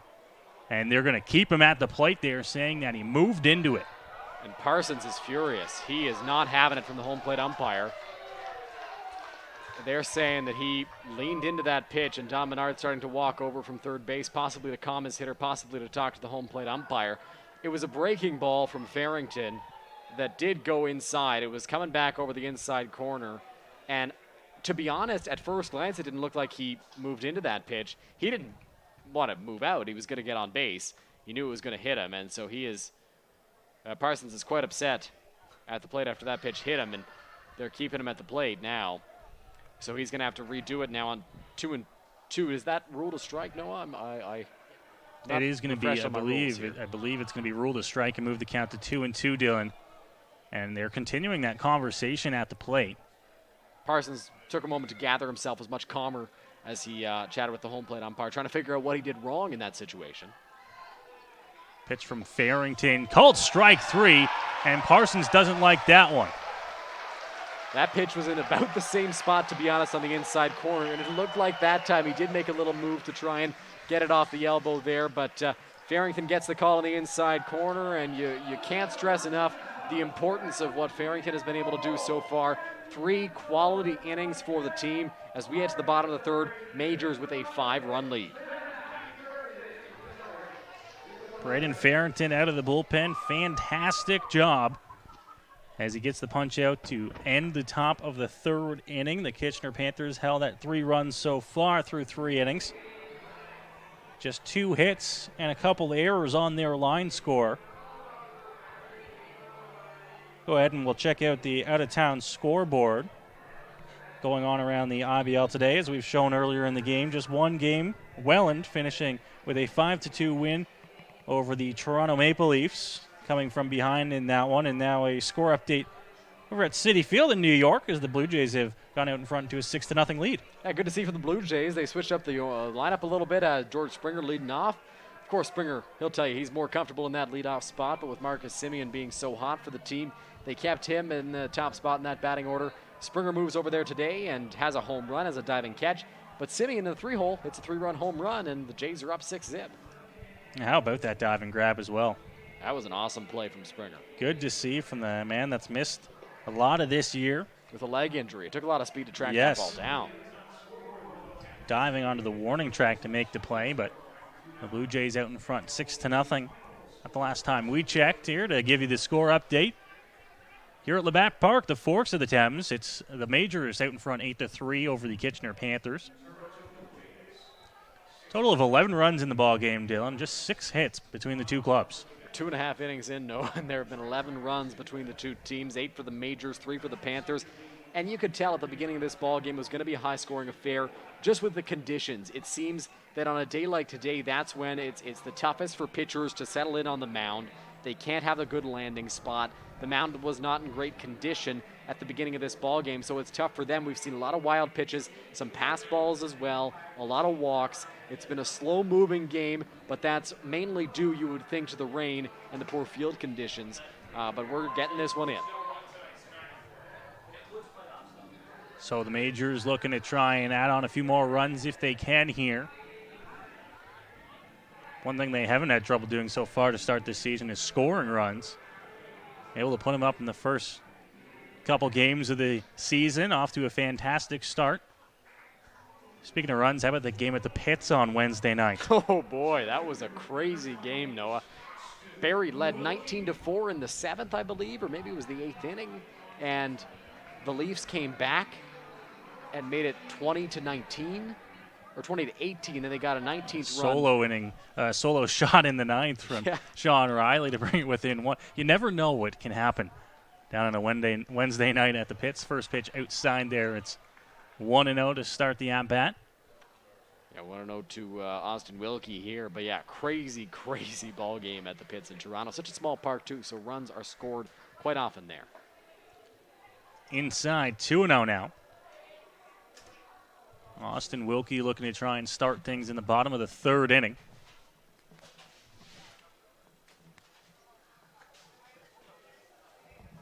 Now the lefty to the plate. This one called a strike as it catches the outer edge.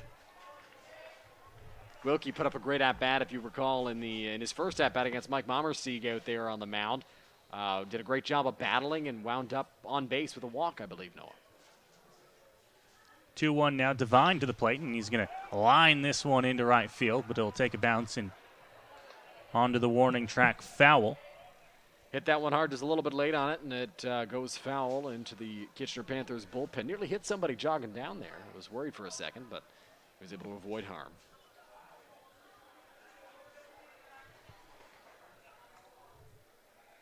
Devine grabs the sign and comes to the plate now. Up high, 3-2. Another great at-bat here from Wilkie, working it to a full count. And I haven't mentioned it today, but Adam Philman is the leader for the majors in pitches seen per plate appearance, highest among qualified hitters. Wilkie not qualified due to his amount of plate appearances so far, but has put up 2 great at-bats here against the Panthers. 3-2. This one fouled straight back, stays right on that fastball, and they'll redo the 3-2.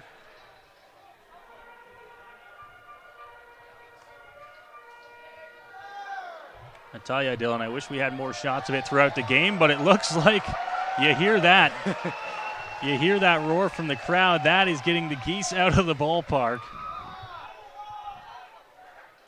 The geese have left the field. Possibly the most exciting thing that these fans have seen so far tonight, despite the majors leading 8-3.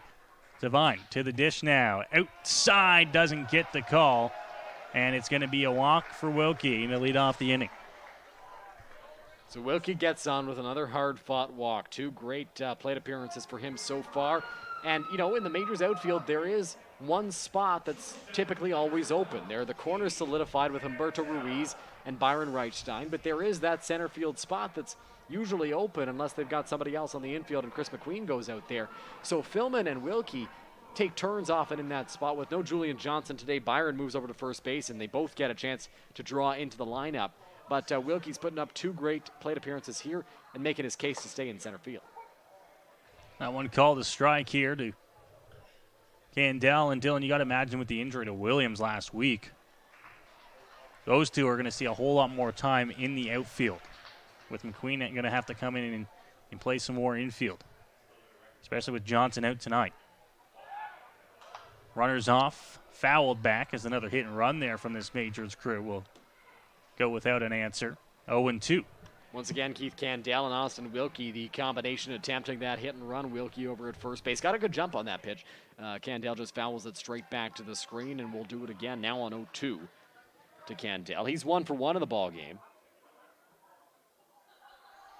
Singled to right field in his first at-bat. Devine has a look and comes to the plate. This one hit on the ground. It's going to get in the hole. Candell with the base hit. And the majors have their first 2 guys on here in the bottom of the 3rd. They just keep hitting. They sure do, Noah. As Sherman was shaded towards second base for the potential of a double play. And, of course, Whalen just at his normal position at third base. No real shot for anybody to get there. It's possible that if Sherman was played normally, he would have had a shot at getting to that ball. But it was hit pretty hard from Candell, and that allows him to get to first base right in the hole between the shortstop and the third baseman. Now 2 guys on for Chris McQueen. I believe that's the second time we've said that tonight. McQueen comes up with 2 guys on base. And I believe the exact same situation we saw to start the 2nd inning, Dylan. That's correct, yeah. That's when the Majors scored 5 runs, so a good spot to be if you're this Majors team. 2 on, nobody out. McQueen at the dish. Not squaring this time. First pitch is there for a strike. It's 0-1. Caught the inside corner.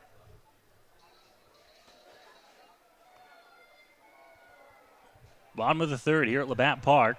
Majors enjoying an 8-3 lead, but looking to tack on a few more.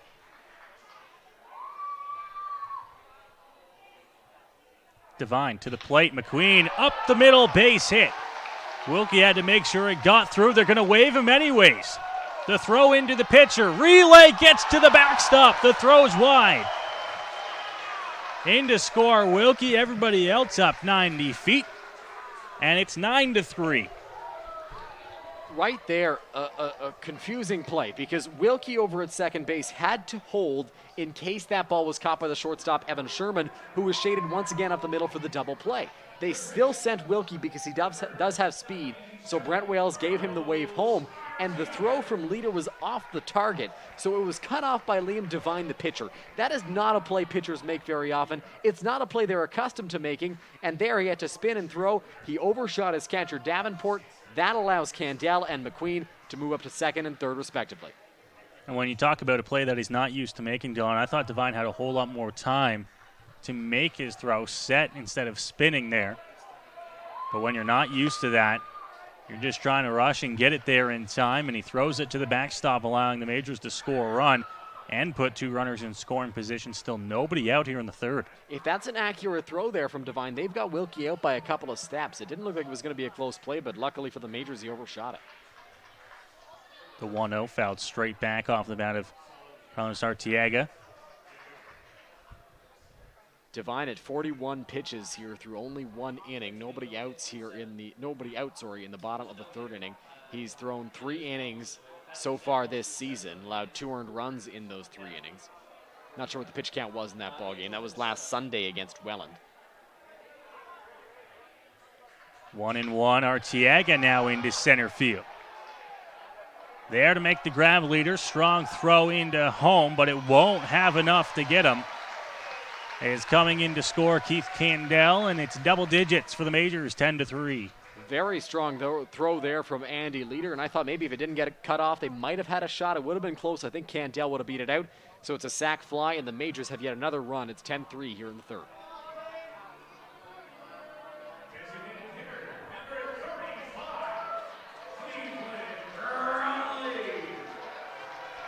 Brownlee back to the plate here. With 1 gone, he has a man in scoring position. Faced Devine.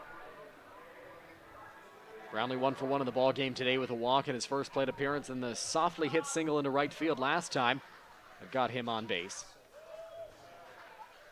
Just nubbed it the other way, and now he crushes that one. Foul. Just barely. Would have had extra bases and scored a run. Boy, Stephen Whalen over at third base was so very close to making that catch. Shaded towards the line, just missed it by a couple of inches. Cleveland hit that ball so hard, but it was just barely foul. And that saves another run for the Panthers, and it saves them from allowing Cleveland on to second base with what would have likely been a double there. So after all that, it just goes down as an 0-1 count here against Cleveland. Brownlee rocketed that ball, but foul. Now Devine checks and comes to the plate once again. Brownlee on the off speed, swung on and missed, 0-2. Another count where they get 1 strike on Cleveland and they come right back with the off speed. He wasn't ready for it there, swung right through it. He drew a walk after being down 0-2 in his first at-bat, and then singled early on in the at-bat last time, so we'll see how he fares here with 2 strikes on him against Devine.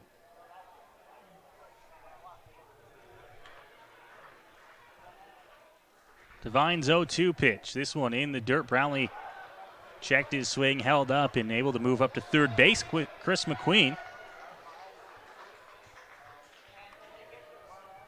Looks like the catcher, Riley Davenport, got that one in a tough spot, so he's slow to get back to his position. But now the chances of the run scoring are even greater with Chris McQueen moving up 90 feet on that pass ball, now 90 feet away. If Cleveland can get one into the air, into the outfield, there's a good chance McQueen scores, and it's an 11-3 ball game. But the focus right now for Cleveland is battling and not chasing anything out of the zone here on a 1-2 count. Devine was able to get Brownlee into an 0-2 count. Did it last inning as well before he shot one the other way into right field for a base hit. Now he's gotten to 1-2, and we'll look to try and put him away.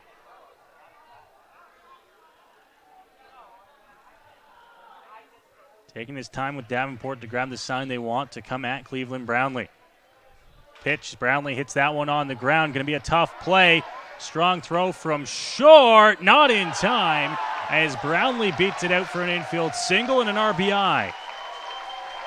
Boy, we talked about it off the top, Noah. Cleveland's been running into some bad luck. He's hitting the ball hard into places where people just are, simply. The first one, he hits a slow ground ball into right field for a single. That one in the hole. Evan Sherman gets to it, makes a strong throw, but is unable to get Brownlee over at first base as he beats it out, and he's going to be lifted for a pinch runner. Cleveland's done a lot of running here tonight, and Robert Doyle will take over for him at first base. So Doyle getting into the game with this moving to an 8-run ball game,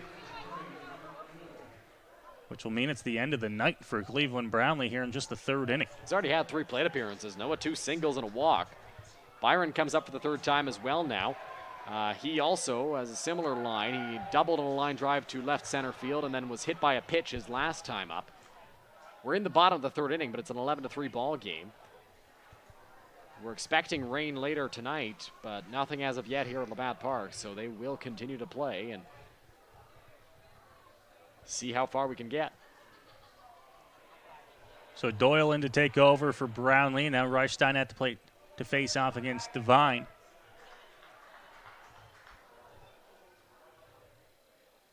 Devine to the plate, that one inside. 1-0 here against Byron. Devine at 47 pitches through an inning and a third. Still no real action in the Kitchener bullpen. We've got a couple of people up, just flipping a ball around, but nothing yet. 1-0. Going to pick over and make sure Doyle's staying at first base. One thing we have noticed, Dylan, not right now specifically, but the wind picking up at times here at Labatt Park. There for a strike, it's 1-1. We hate to be the guys to keep bringing it up, but the rain we've been expecting here this evening kind of just looming on the horizon. Yeah, and like you mentioned, the wind has been here, but right now, not really a factor at this present moment. Inside to Reichstein, 2-1. Devine hoping he was going to possibly start getting some of those calls that are just off the plate here, with this ball game moving to an 11-3 Majors lead.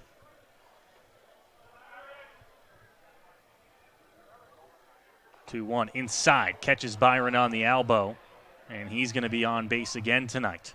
Second hit by pitch of the ball game for Byron Reichstein. His 3rd time on base today as he doubled his first time up and then a couple of hit by pitches. As now we see some more real action in that bullpen as Hayden Jaco gets ready to step up to the plate.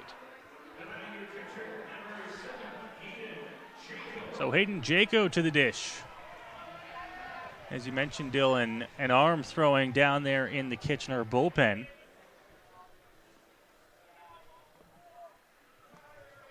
Let's see if we can get that for you. As Jaco now getting ready to face off against Devine once again. First pitch there for a strike, 0-1.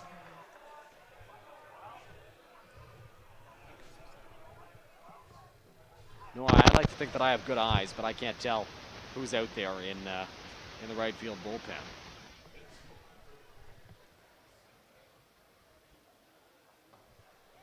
Jaco swings right through that one. 0-2 here.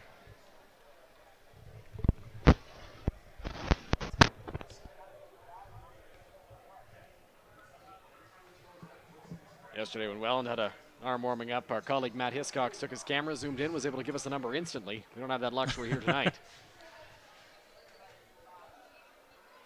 This one hit down the right field line, going to stay fair. Sliding, and that one's going to bounce off his knee over to the wall. In to score Doyle, rounding and coming around to score, but gunned out and now chased back to third base is Reichstein for the second out of the inning. Yeah, line drive down the right field line there by Hayden Jaco. Hit that ball hard, and Jarvis tried to cut it off. He slid and actually bumped it into foul territory. Now, we've seen so far today that the Kitchener Panthers do have a hard-throwing outfield, a strong arm out in right field for Jet Jarvis, and he was able to gun down the runner on a relay to the plate. Parsons cut it off and threw it to Davenport to get the second out, despite Byron's best efforts to get back. Yeah, I give them all the credit there for getting the ball back in quickly, and I don't think, to the justification there of Grant Wales, I don't think he was expecting them to get the ball in as quick as they did when he saw it bounce away, trying to send Reichstein. A run does come in to score on the play, though, making it a 12-3 London lead here in just the bottom of the third inning.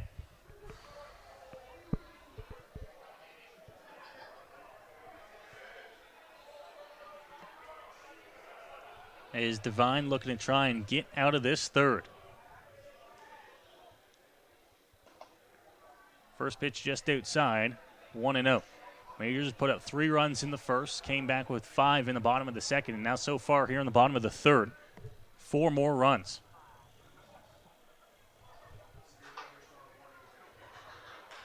This one hit in the air, left field. Couple steps back toward the track and bobbling it, but there to make the catch. Thought he lost it.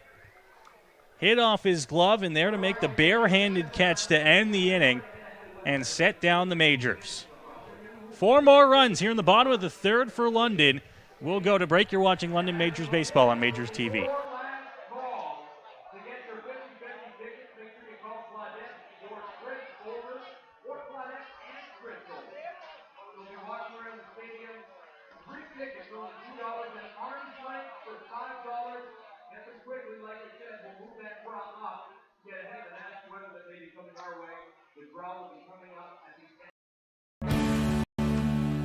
Welcome to Labatt Park, the world's oldest baseball grounds.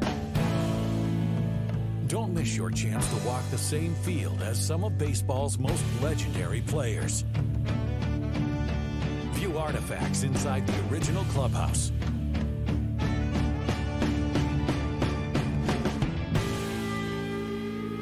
Book your tour at labattparktours.ca.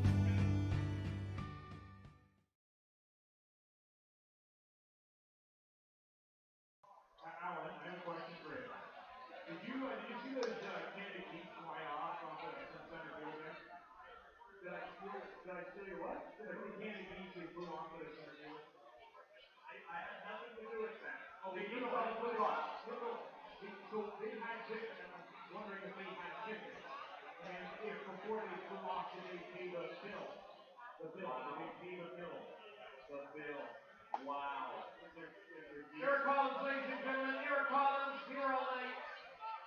Give your waitress.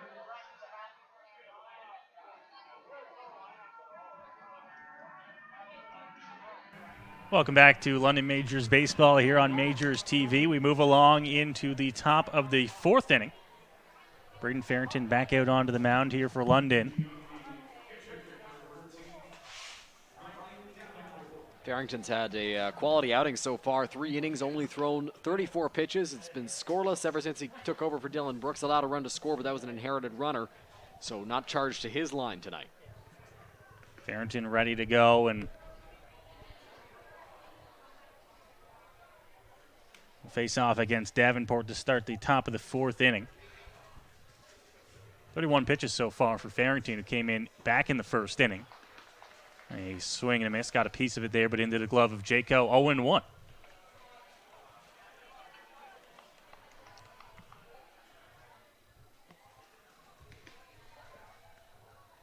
Farrington's off-speed pitch tried to come on the inside part of the plate, doesn't get the call, and it's now 1-1.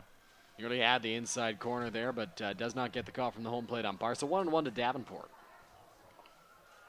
That one missing low, 2-1. Davenport looking to try and get things started here for Kitchener in the top of the 4th inning. They put up 3 runs in the 1st inning before recording a hit in the ballgame, and have been held scoreless since then. This one popped up on the infield. It's McQueen over there to make the catch for the first out. And he quickly gets that ball back in here, trying to get this ball game moving along. Absolutely. With the rain on its way, they're trying to get this game in, make it official. And McQueen had to take a second to find that ball in the air. Once he did, he made the catch and got it back to his pitcher as fast as he could.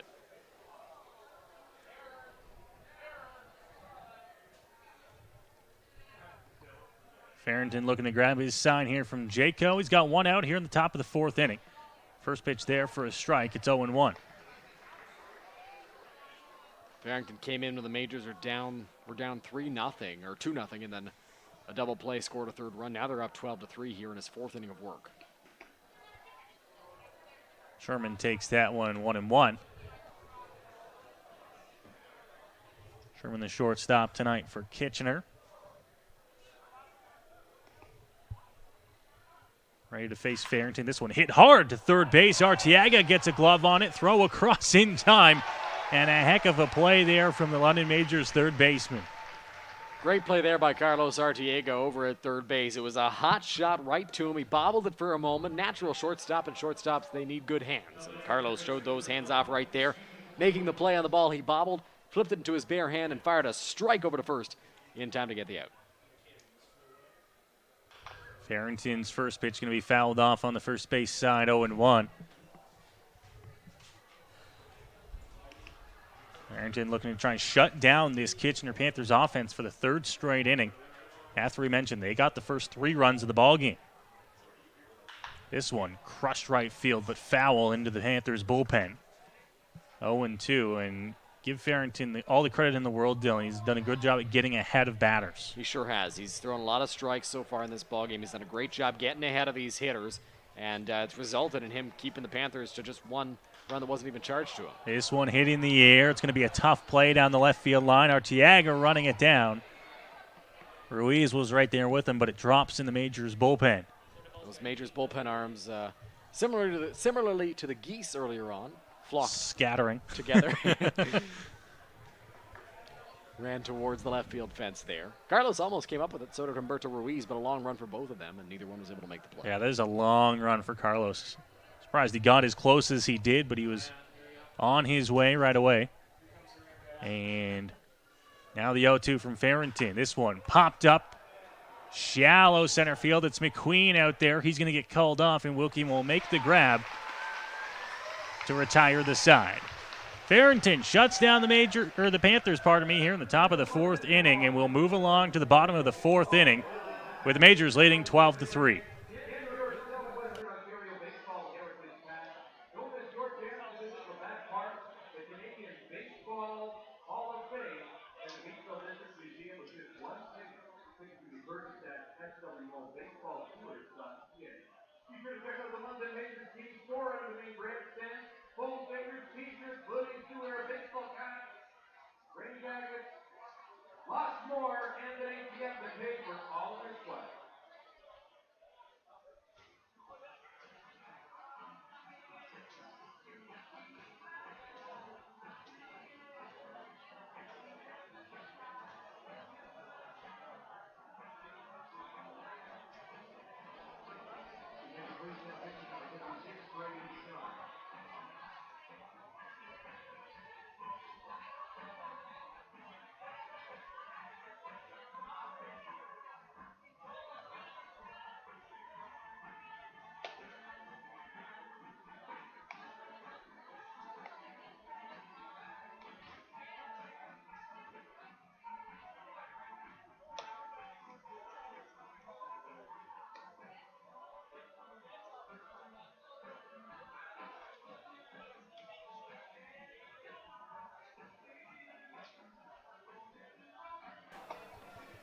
Welcome back here, London Majors Baseball on Majors TV here at Labatt Memorial Park. It is a mini checkup on the out-of-town scoreboard there. 6-3, Toronto leading over the Mets. And Dylan, some other exciting things going on in Major League Baseball right now. As a little bit of a no-no going on right now. Yes, Patrick Sandoval of the Los Angeles Angels has a no-hitter through 8 innings so far. That would be awesome for the Angels. That would be two no-hitters in 3 years for them if they were able to finish this one off. And then the Houston Astros, Framber Valdez has a no-hitter as well, not through 8 innings, and has 6 walks in the ball game, but still holding the opponent to no hits. And Pedro de los Santos had 6 walks in the ball game yesterday, held the Jackfish to just 2 hits. And listen, before Dylan, people get on us for citing the no-no, I don't believe that's a thing when we're sitting in a ballpark halfway across the country.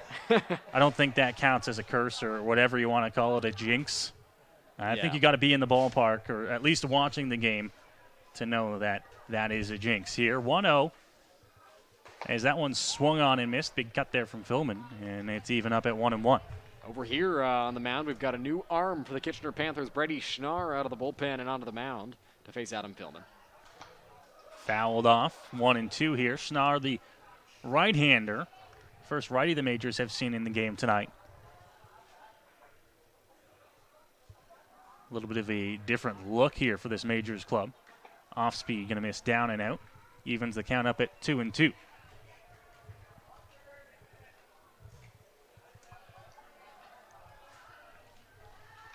fouled back right on that fastball, and it will stay even at 2-2. Schnarr, the righty here, a lot of juice on that fastball, Dylan. Seems to be quite the hard thrower from the right side. Off-speed hit up the middle, base hit. Stays right on the curveball on 2-2, and he's going to be on here to lead off the bottom of the 4th inning. Good swing put on that ball by Adam Philman on the breaking pitch there. Line straight back up the middle. And the Majors have a base runner here in this bottom of the 4th.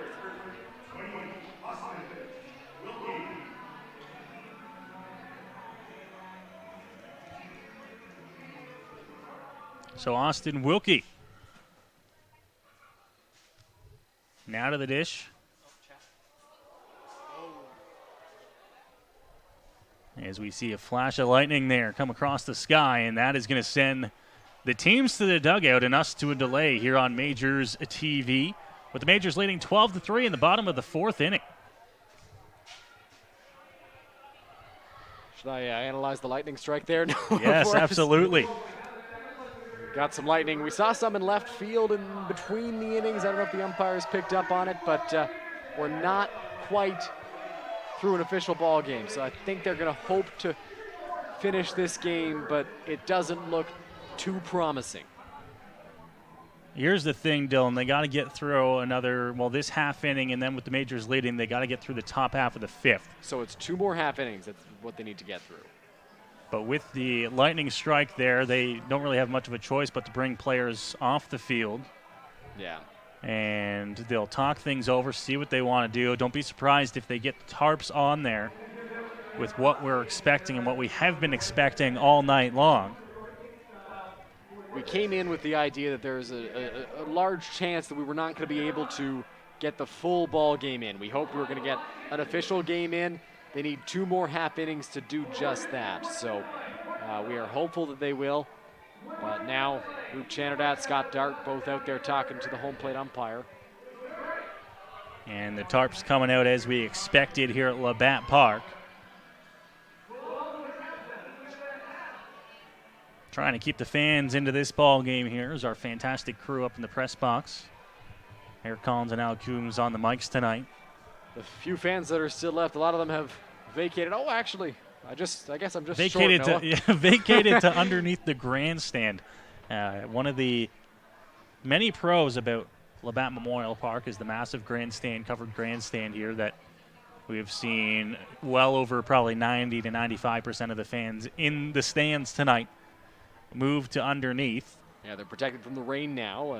All I saw were the 2 sides that are pretty empty now as people are trying to take cover wherever they can as the players run out onto the field to help out with the tarps, getting them onto home plate and the pitcher's mound. So we are in a delay as of right now. Yeah, and to be clear, for those watching at home who are still sticking with us, no rain yet here in London. It was the numerous lightning strikes that have caused the delay.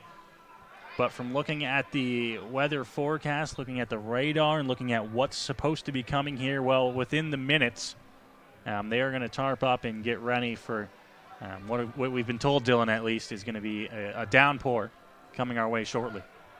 Yeah. Want to take bets on if it's going to come? Yeah. I'm not sure we should, but we are going to try our best to entertain you at home throughout this delay as the tarps come onto the field.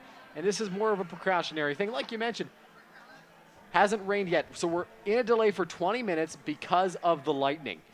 Once those 20 minutes are up, if there is no rain, if there is no lightning to reset that clock, we're back in business here. But for now, because of the delay, because of the lightning, we're in a 20-minute delay, as I believe I see some drizzle beginning out on the field. But I could be wrong about that. And because we don't have our fantastic weather crew up here with us today, let us know in the comments if you're watching on YouTube. Where are you in the city? Where are you outside of the city? Has it been raining yet? Yeah, has it been raining yet? Let us know what is coming our way. If you are on the west side of town, let us know what is coming towards Labatt Park. Marcia on YouTube letting us know it's pouring down in the north end, Dylan, which is not a good sign for us here in central London. Yeah, not too promising. So we got 20 minutes that we're waiting here. Keeping you entertained from Labatt Park. If you have any questions for the Majors broadcast duo up here in the booth, let us know in the comments section there. I see a couple of them. Robert asking us, isn't 4.5 complete with the home team ahead? It is. We are only through 3.5 complete here at Labatt Park. So as we mentioned there, we need to get through this bottom half of the fourth inning and then get through the top half of the fifth, which would actually be 4 complete and then the half with the Majors out in front like they are 12-3. Still no rain other than a slight drizzle here at Labatt Park as all the fans making their way to under the grandstand now.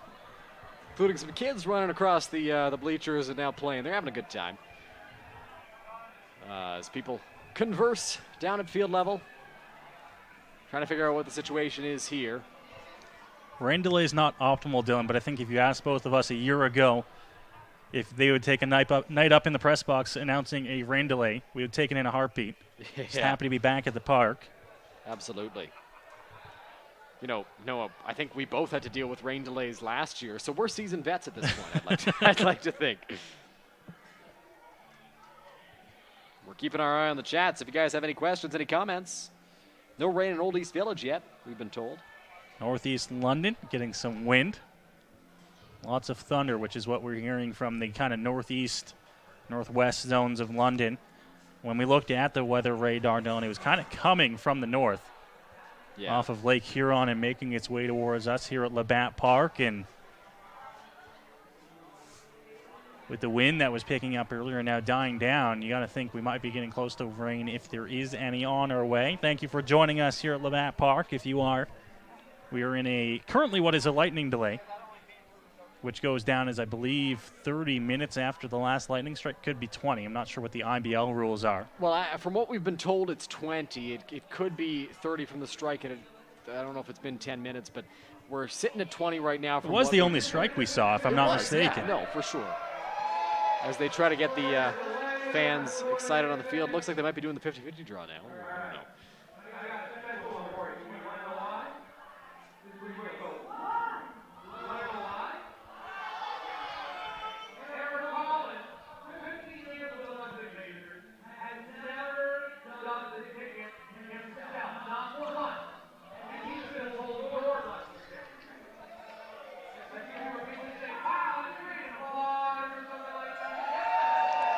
They're doing their best to keep the crowd in the ballpark entertained.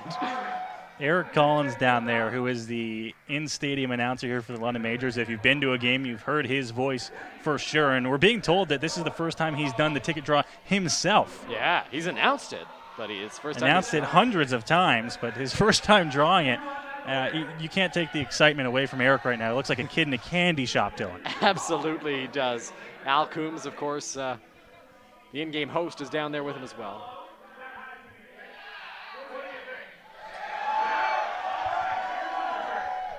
You know, give the crowd credit. They're still rowdy here at the ballpark. They're still having a good time. So are we up here. Yes, we did get some new camera angles recently with our Majors TV broadcast crew. We've done a great job so far, I think, with our new cameras. Jackson Farrow, the producer behind the scenes, doing a phenomenal job switching, giving you the best angle of everything that we can. And we've got 3 camera angles right now. We've got a camera operator every time, so...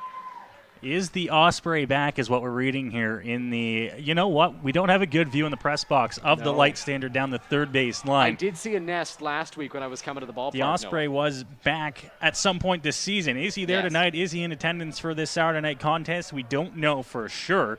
Was he hanging out with the geese? Was he hanging out with the geese? We had about, 3 dozen geese out in center field. Then they made it where they're left center, then shallow left center, before finally about an inning ago making their way to the river and out of Labatt Park.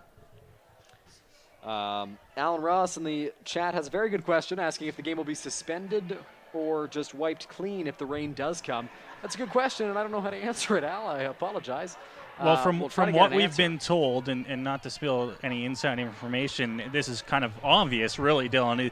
Both teams obviously want to get this game in. Yes. Right? And with the Majors leading 12-3 here, they need 2 more half innings to make this a complete ball game. The rain, what we're seeing on the radar at least, is that the rain is going to make its way to us, and it's going to be fairly quick. There's some more lightning to light up the downtown London sky, so if you're counting at home, that'll just add on to the minutes we got to wait before we can head back to the field at the very earliest.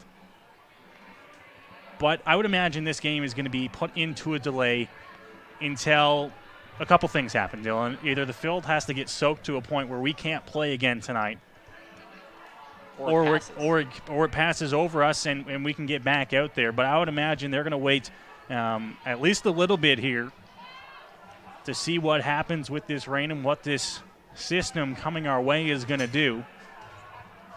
Keith in the chat is telling us that from Kitchener, the rain should be done at 10:30. Not sure if he's looking at the forecast for Kitchener or London, but that's promising. We could wait that one out. And Butch McClarty in the chat confirming that the Osprey has returned, which is a great sign.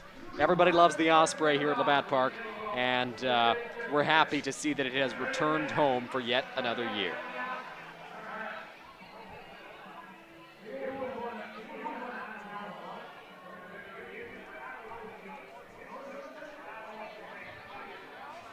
Majors co-owners Scott Dart and Rube Channer, that's still down on there talking with the grounds crew here at Labatt Park about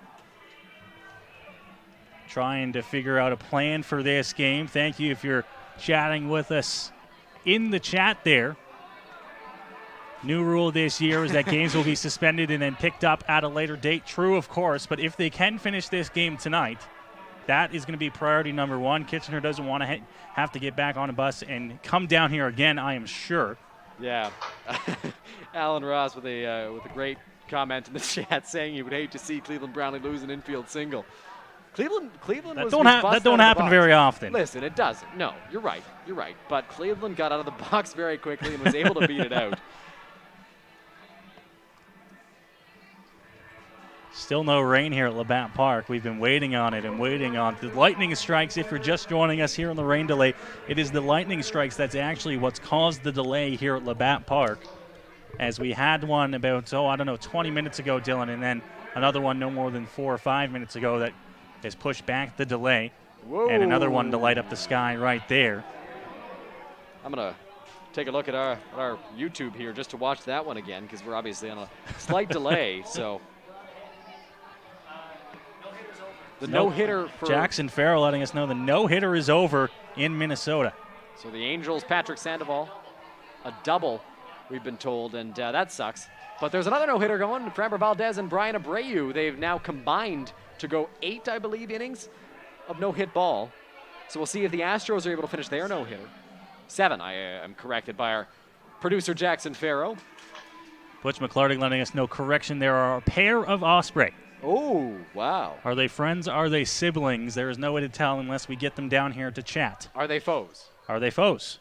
Living in the same nest. Does one live on the third base side and the other lives on the first base side? I don't think there's a nest up there on the first base side. That's disappointing because that would have been a fun storyline. They did have one for a little while down at Dan Pullum Field over on the north end of town. Do the Ospreys go to the baseball fields? Is that their go-to spot? Maybe they live here at Labatt and their summer home is down at Dan Pullum Field. Could be. Some fans heading for the exits. Others are sticking around. They want to finish this ball game. Looks like Mike DeLong has joined the conversation out there on the field with Scott Dart, Rube Channerdat, and Jeremy Willett, Major's staff. Safety first is being put in the chat here. We understand. The teams want to play, and the delay is not expected. It looks like the rain will pass by 10:30. That's the hope, I think, for the Majors, but we'll see what happens. Obviously, the field was not in great condition to begin with this evening, and we saw that evidenced on the mound. But yes, so we're still in a delay. We're here to entertain, and anybody in the chat that would like to help us do that, feel free to ask any questions you may have. I hear Noah Smith has a stand-up routine. He's going to be... It's not good. It's not good. Don't let it come to that. Average at best. Do not let it come to that. Average at best. So let's hope it doesn't have to come to the stand-up routines up here in the press box. Matt Hiscox can do a deep dive on all of his pictures taken this season if we get to that point. We'll go ahead and take a break here on Majors TV. Get a word here from Tourism London about something you can find going on at Labatt Park this summer. Welcome to Labatt Park, the world's oldest baseball grounds. Don't miss your chance to walk the same field as some of baseball's most legendary players. View artifacts inside the original clubhouse.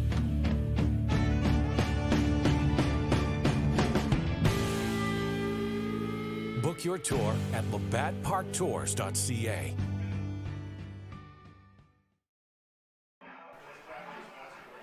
Welcome back to the Rain Delay here, the Rain Delay Show with Noah Smith and Dylan Baker. Jackson Farrell behind the scenes. For no rain yet. No rain yet. It is getting to the point here in the Rain Delay where we are getting a little antsy up here in the press box. If any of you are sitting at home feeling a little generous, Uber Eats us some coffee. 25 Wilson Ave in London. Tell them to send it up to the press box and see Dylan or Noah. Jackson, too. We can't forget about Jackson. I'm sure Jackson wants some coffee as well. I'll take a medium double-double. I don't drink coffee, so I'll have what he's having and hope it's good. Dylan will have a bottle of water. I'll have an apple juice, Noah. Still no rain here at Labatt Park as we move along here in this rain delay.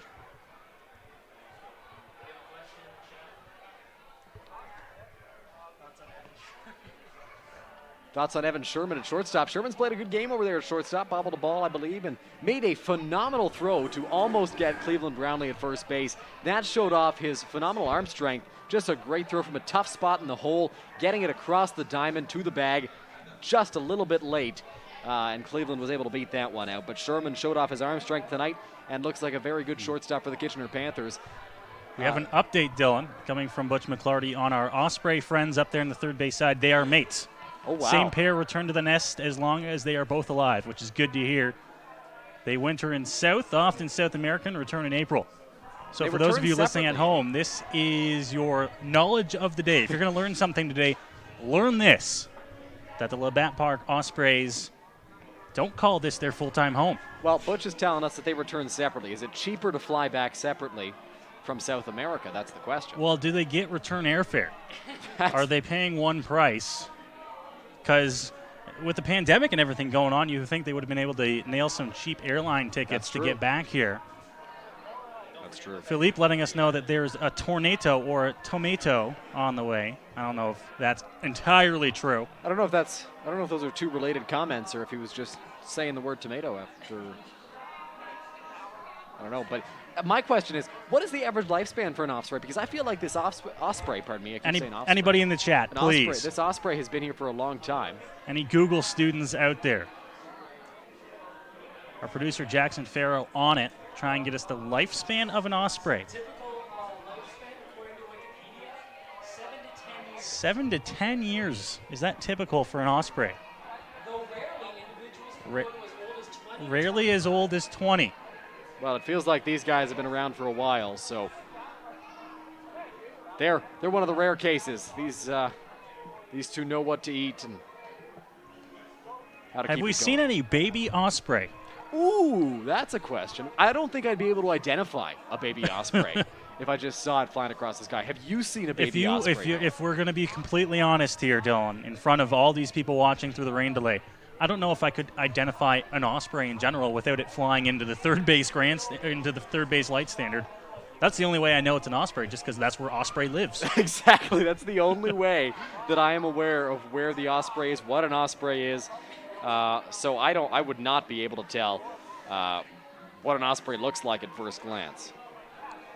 Do we see the tall pole behind the light standard? City tried to move the ospreys. That is true. They did try to move the ospreys a number of years back to the back of the parking lot. They put up a tall pole with a platform on top. Really? It did not work. No. No, it did not. Well, They actually said, no, we don't like this. We don't like this. We're going to go back up to the light standard. Now, the rumor is that they showed up to a council meeting, and they were quite upset. But these ospreys, they've settled into their home. They know what they like. They've been here a while. They've been here as long as I remember being at Labatt Park. Well, and they moved out to their new home in the parking lot and said, I can't see the game. Yeah. I can't see Cleveland Brownlee from back here. Exactly. That's the whole point. That's why they stick around in that light stand. The age-old question, what came first, the Cleveland Brownlee or the Osprey? Boy, I would like that question answered. That is a tough one. That is a really right? tough If we're getting question. the information that we're getting, In If fairness, Butch is saying that the Osprey is here for the 10th consecutive season, Cleveland Brownlee's been here longer than that. well, I was 5 years old when Cleveland Brownlee got here. Yeah. So Cleveland's been here a while, but so is the Osprey. So I don't know. It's a tough question. Butch floating the idea around in the chat now that a 24/7 video cam in the nest would be an additional way to promote the park on the internet. I'm game for that. It's true. Yeah, I'd love that. Dylan, the rain that we've been expecting looked like it has arrived, Yes, and as that'll send the players and fans scattering to the grandstand. players are headed into the clubhouse. Last time I remember a rain delay here, I believe some of the fans came over, or some of the players, I should say, came over into the covering and chatted up with some of the fans. Yep. But I don't know if that's allowed under COVID protocols. We'll see. We'll see if they wander over here. But as of right now, we're still in a delay.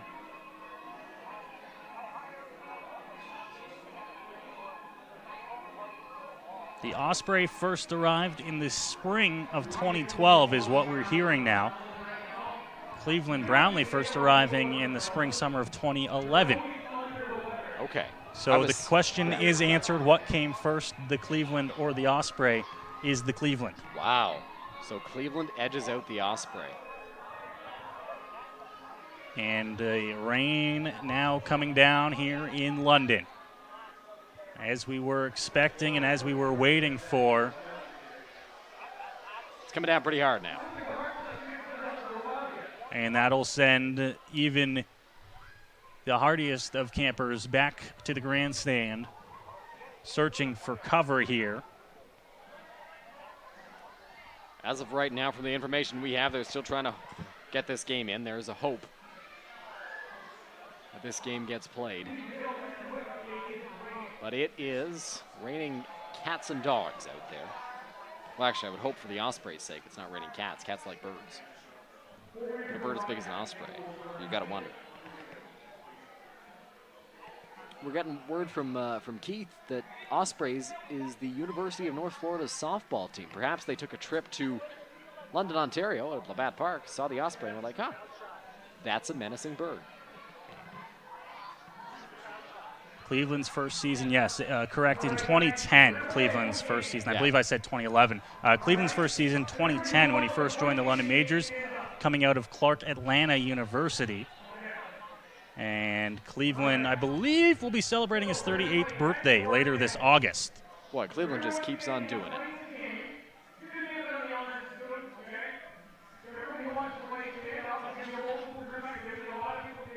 Rain continuing to fall here at Labatt Park. We're getting people to stand up. Eric Collins trying to get the fans involved. There he is. There's our man, Eric Collins. Eric Collins, the hype man. Are we playing heads and tails here? Can I get involved? I want to be involved, Noah. All righty, Eric, we're playing up here in the press box.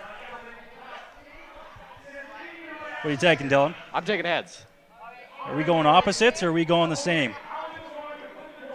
Al Coombs flipping the coin here. He's a heads guy. Al Coombs is a heads guy all the way. Drop the coin. That's an issue. It's heads. We're in, it. Dylan. We got it. We're in. We're 1 for 1. 1 for 1.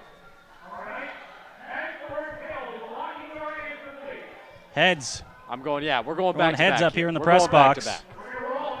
Heads in the press box. Repeat. Get the hands on the head. Hands on the head. Yes, it's heads again. We're good. We're in. No, heads we again. got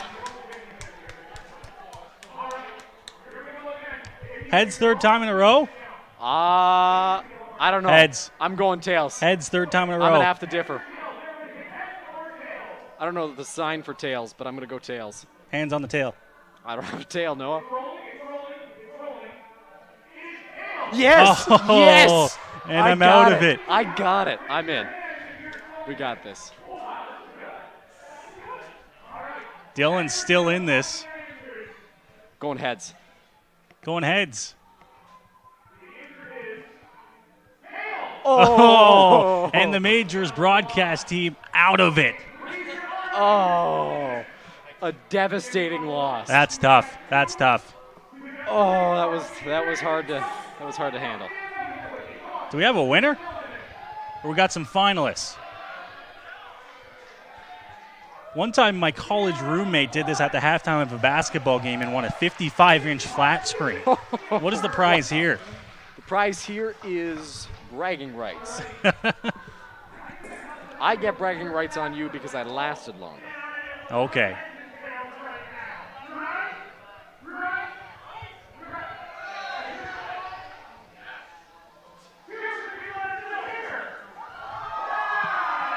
It's raining pretty hard out there on the field. And there's our first big thunder crack of the evening. Umps are coming out with Don Menard, the manager for the Kitchener Panthers. Great here as they're having a conversation. Roop Chanderdat meeting them in the middle. Roop Chanderdat meeting with Don Menard and the head umpire of today's game to discuss what is going to be the plan moving forward. The rain continuing to fall here at Labatt Park.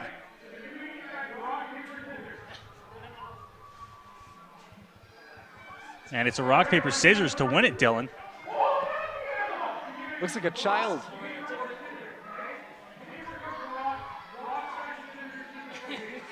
Looks like somebody is unaware of the rules of rock, paper, scissors. So Eric Collins is having to explain the rock, paper, scissors rules. Here we go. We got a shot of this. Thank you to Matthew Young, our cameraman, for a great look at this. All right, they're trying to figure out how to do it. Go. What is it? I look like a rock to beat the scissors. Rock beats scissors. Oh, it was for who's got first call. Who gets to call heads or tails first?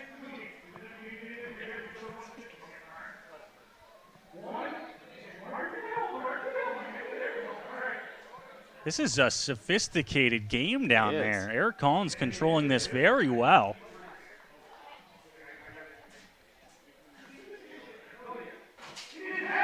It's a heads. It's heads.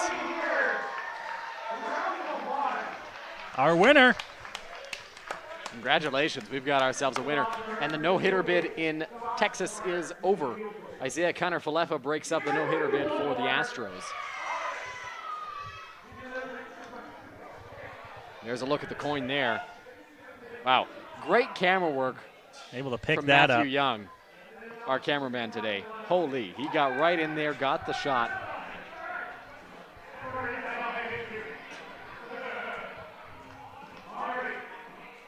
Still down on the field is London Majors manager Roop Chanderdat. Looks like we're playing another round. They're going to play again here at Labatt Park. They're going to play again. You say Heads or they as tails. if we're not partaking, Noah. You I'm going to sit this one out. I'm going to sit this one out. He's still reeling from the defeat of the last one. Yes.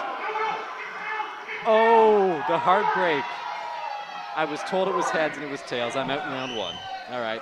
He lied. He lied. I should have gone out on top, Noah. Here's a look at the fans taking in this ball game tonight.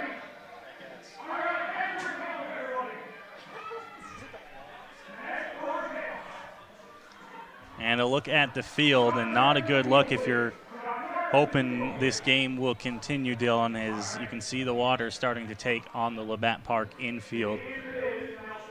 We knew if we were going to get rain today that it would be tough to play this ball game, or at least continue this ball game with all the rain that we got earlier today. Yeah. Right, the field drains well, but it's still going to not take as well after a big day of rain, especially when a storm comes in here. We're told by Jake Ross that the Angels pitcher Patrick Sandoval was just 2 outs away from a no-hitter, and that's tough to watch. Noah, I don't know if you remember this, but Brandon Morrow came very close to a no-hitter in 2011, I believe. Nice to see, yeah. I think he had 2 outs, and it was a ground ball, just got past Aaron Hill, and it was a base hit, and that was the end of the no-hitter. So, going back to the comments section here on YouTube. Thank you for all of us who are still sticking with us. That just shows that we are not as boring as sometimes we are told we are, and telling us the rain entertainment is as fun or more than the game. well, thank you. I missed that comment. I think Philippe said heads was the call there, and I think that would have been incorrect. I think if we were starting on the new game. Well, I think he was also reacting to our defeats with the emojis in the comments. He was as heartbroken as we were. Must be the case. The rain seems to have been picking up here at Labatt Park. Looks like Scott Dart making his way. Scott Dart making his way over to Al Coombs, and the conversation going on down there. They're still playing the game, which tells me that this game is not over as of yet. Or they want to finish the game and then the game's over. Because priorities, right, Noah? Don't let the fans down.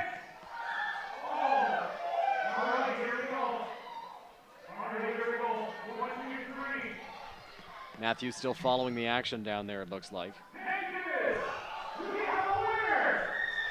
Another winner. Oh, no, not a winner. Premature celebration down there on concourse level. Looks like we got 2 more competitors. Rock, paper, scissors again, I would guess, for who gets called first.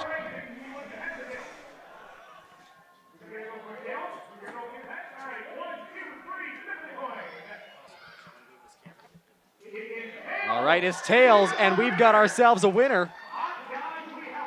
So, 2 winners now. Eric Collins tells us we got good news and bad news. The